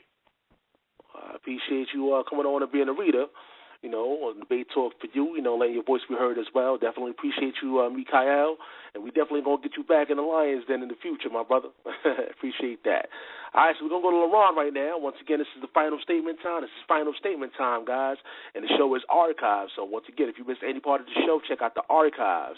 And, of course, next Friday we have another debate lined up for you guys, and the Friday after that, So keep it locked on Debate Talk for you. Make sure you sign up at Blog Talk Radio and click the follow button when you see Debate Talk for you. Click the follow button. That'll keep you more relevant what's happening with the show. So let's go to LaRon right now with his final statements. So we'll open up his phone line, and you go ahead, brother. Yeah. And basically, like I say, Sal, everybody in the audience, I expected, for everybody to call in and not really understand. The majority of people that called in, 3 of them at least, it wasn't too many callers, but 3 of them that called in was Muslims, from 215 to James to one of the other brothers, I forgot what his name is, and then Bashir. Imam Bashir. And so he called in. So I expected that. And then you got also, basically people that are from, that know Mikha'el. So that's nothing to me. That don't mean nothing to me just because people don't want to understand it. And one of the brothers, Asa, whatever his name is, he said something about my references being YouTube or whatever. Well, if you watch, half of these guys, they watch YouTube. So don't let them fool you. I'll be a lie to say that I don't. These guys foolish for lying and saying they don't. But they and I know that when you're watching these videos make reference and also give you information of the reference that's put out. So they are useful and they are needy. And for somebody to say that they don't watch YouTube, this is not really getting real with themselves, because you collect information from all sorts of places, whether it's YouTube, Wikipedia, or whatever you want to go for whatever book or whatever you want to go for, you get that information. Anyway, so I posted some of the videos or some of the things that's in there, and it gets into the text, basically from word, letting you guys know what's going on. So if the Bible say those that are wise increase in knowledge. So if that's something that you want to do, increasing that, or want to see what's going on before you object to something, then I suggest that you guys get off into those things. And then once they also mention the world affairs with testimonies of these people.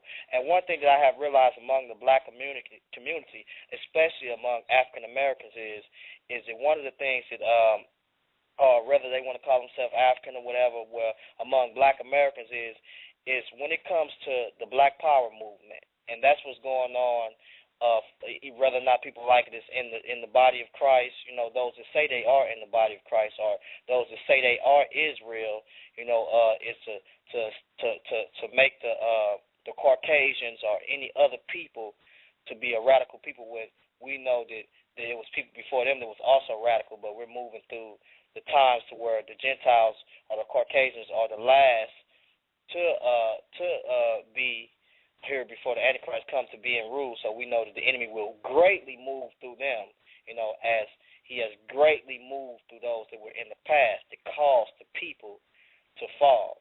Christ, he basically deals with things from the root, and the root of these things came from the mystery Babylon religion, which also came from Satan himself. So like I said, I thank you, Sal, for having me on. Mikha'el, I appreciate you for coming on, man, and bringing forth what you thought or what you thought to be or whatever. But a lot of this ideology that he gets or that they get comes from IOG or these different Black Panther camps, because that's basically what they are, Black Panther camps. And Black Power movement camps. They no different from the Egyptologists or the Comedics that come with like Amun-Ra Squad, or these guys that come with the Comedic views, which is Afrocentrism, or it's no different. It's all the same movement. Where I stand at in my position is there is no Jew nor Greek in Christ Jesus. You know what I'm saying? But those, whether you a Jew or whoever you claim yourself to be, if you ain't walking upright, you know what I'm saying, or going forth and doing his commandments, you still going to be dealt with regardless, to the Jew first. They can get it first. So, with that being said, I'm not out here claiming to be no Hebrew Israelite or none of that, because I don't know that. I was once affiliated with the Blood Gang, and I got put on to be in the Blood Gang. I didn't claim that because, I just claimed it for something to do, but I actually got put in that. So we have people that's actually claiming something, and they say, by speculation, you know what I'm saying? So with that being said, I don't have no agenda but to give the people the proof. I don't have nothing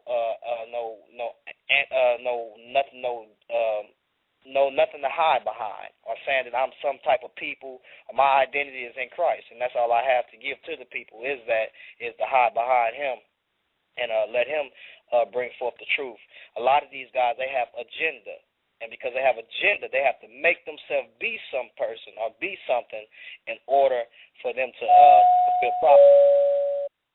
In order for them to fulfill prophecy. But we know, and I know, that a lot of the Americans, the blacks in America, they are not fulfilling the prophecy when it comes to a lot of their prophecy of them being a nation and also building a temple, which is going to be built, and those that's going to be worship therein will be Jews. So to say that there is no Caucasian Jews or to say that there is no Caucasian Arabs, that's foolish. When we know how that these two people was dispersed, Israel was dispersed, and we know how the Arabs have went and conquered all the lands, ravaged and raped or whatever you want to call it. We know they have done those things. So with that being said, to say that they didn't put seed out there and cause descendants in another land, that's foolishness, and well as convert also. So, with that being said, a good show, and like I say, I hope people are edified by the certain things I'm going to post, the certain things that was in the show, and with that, I yield.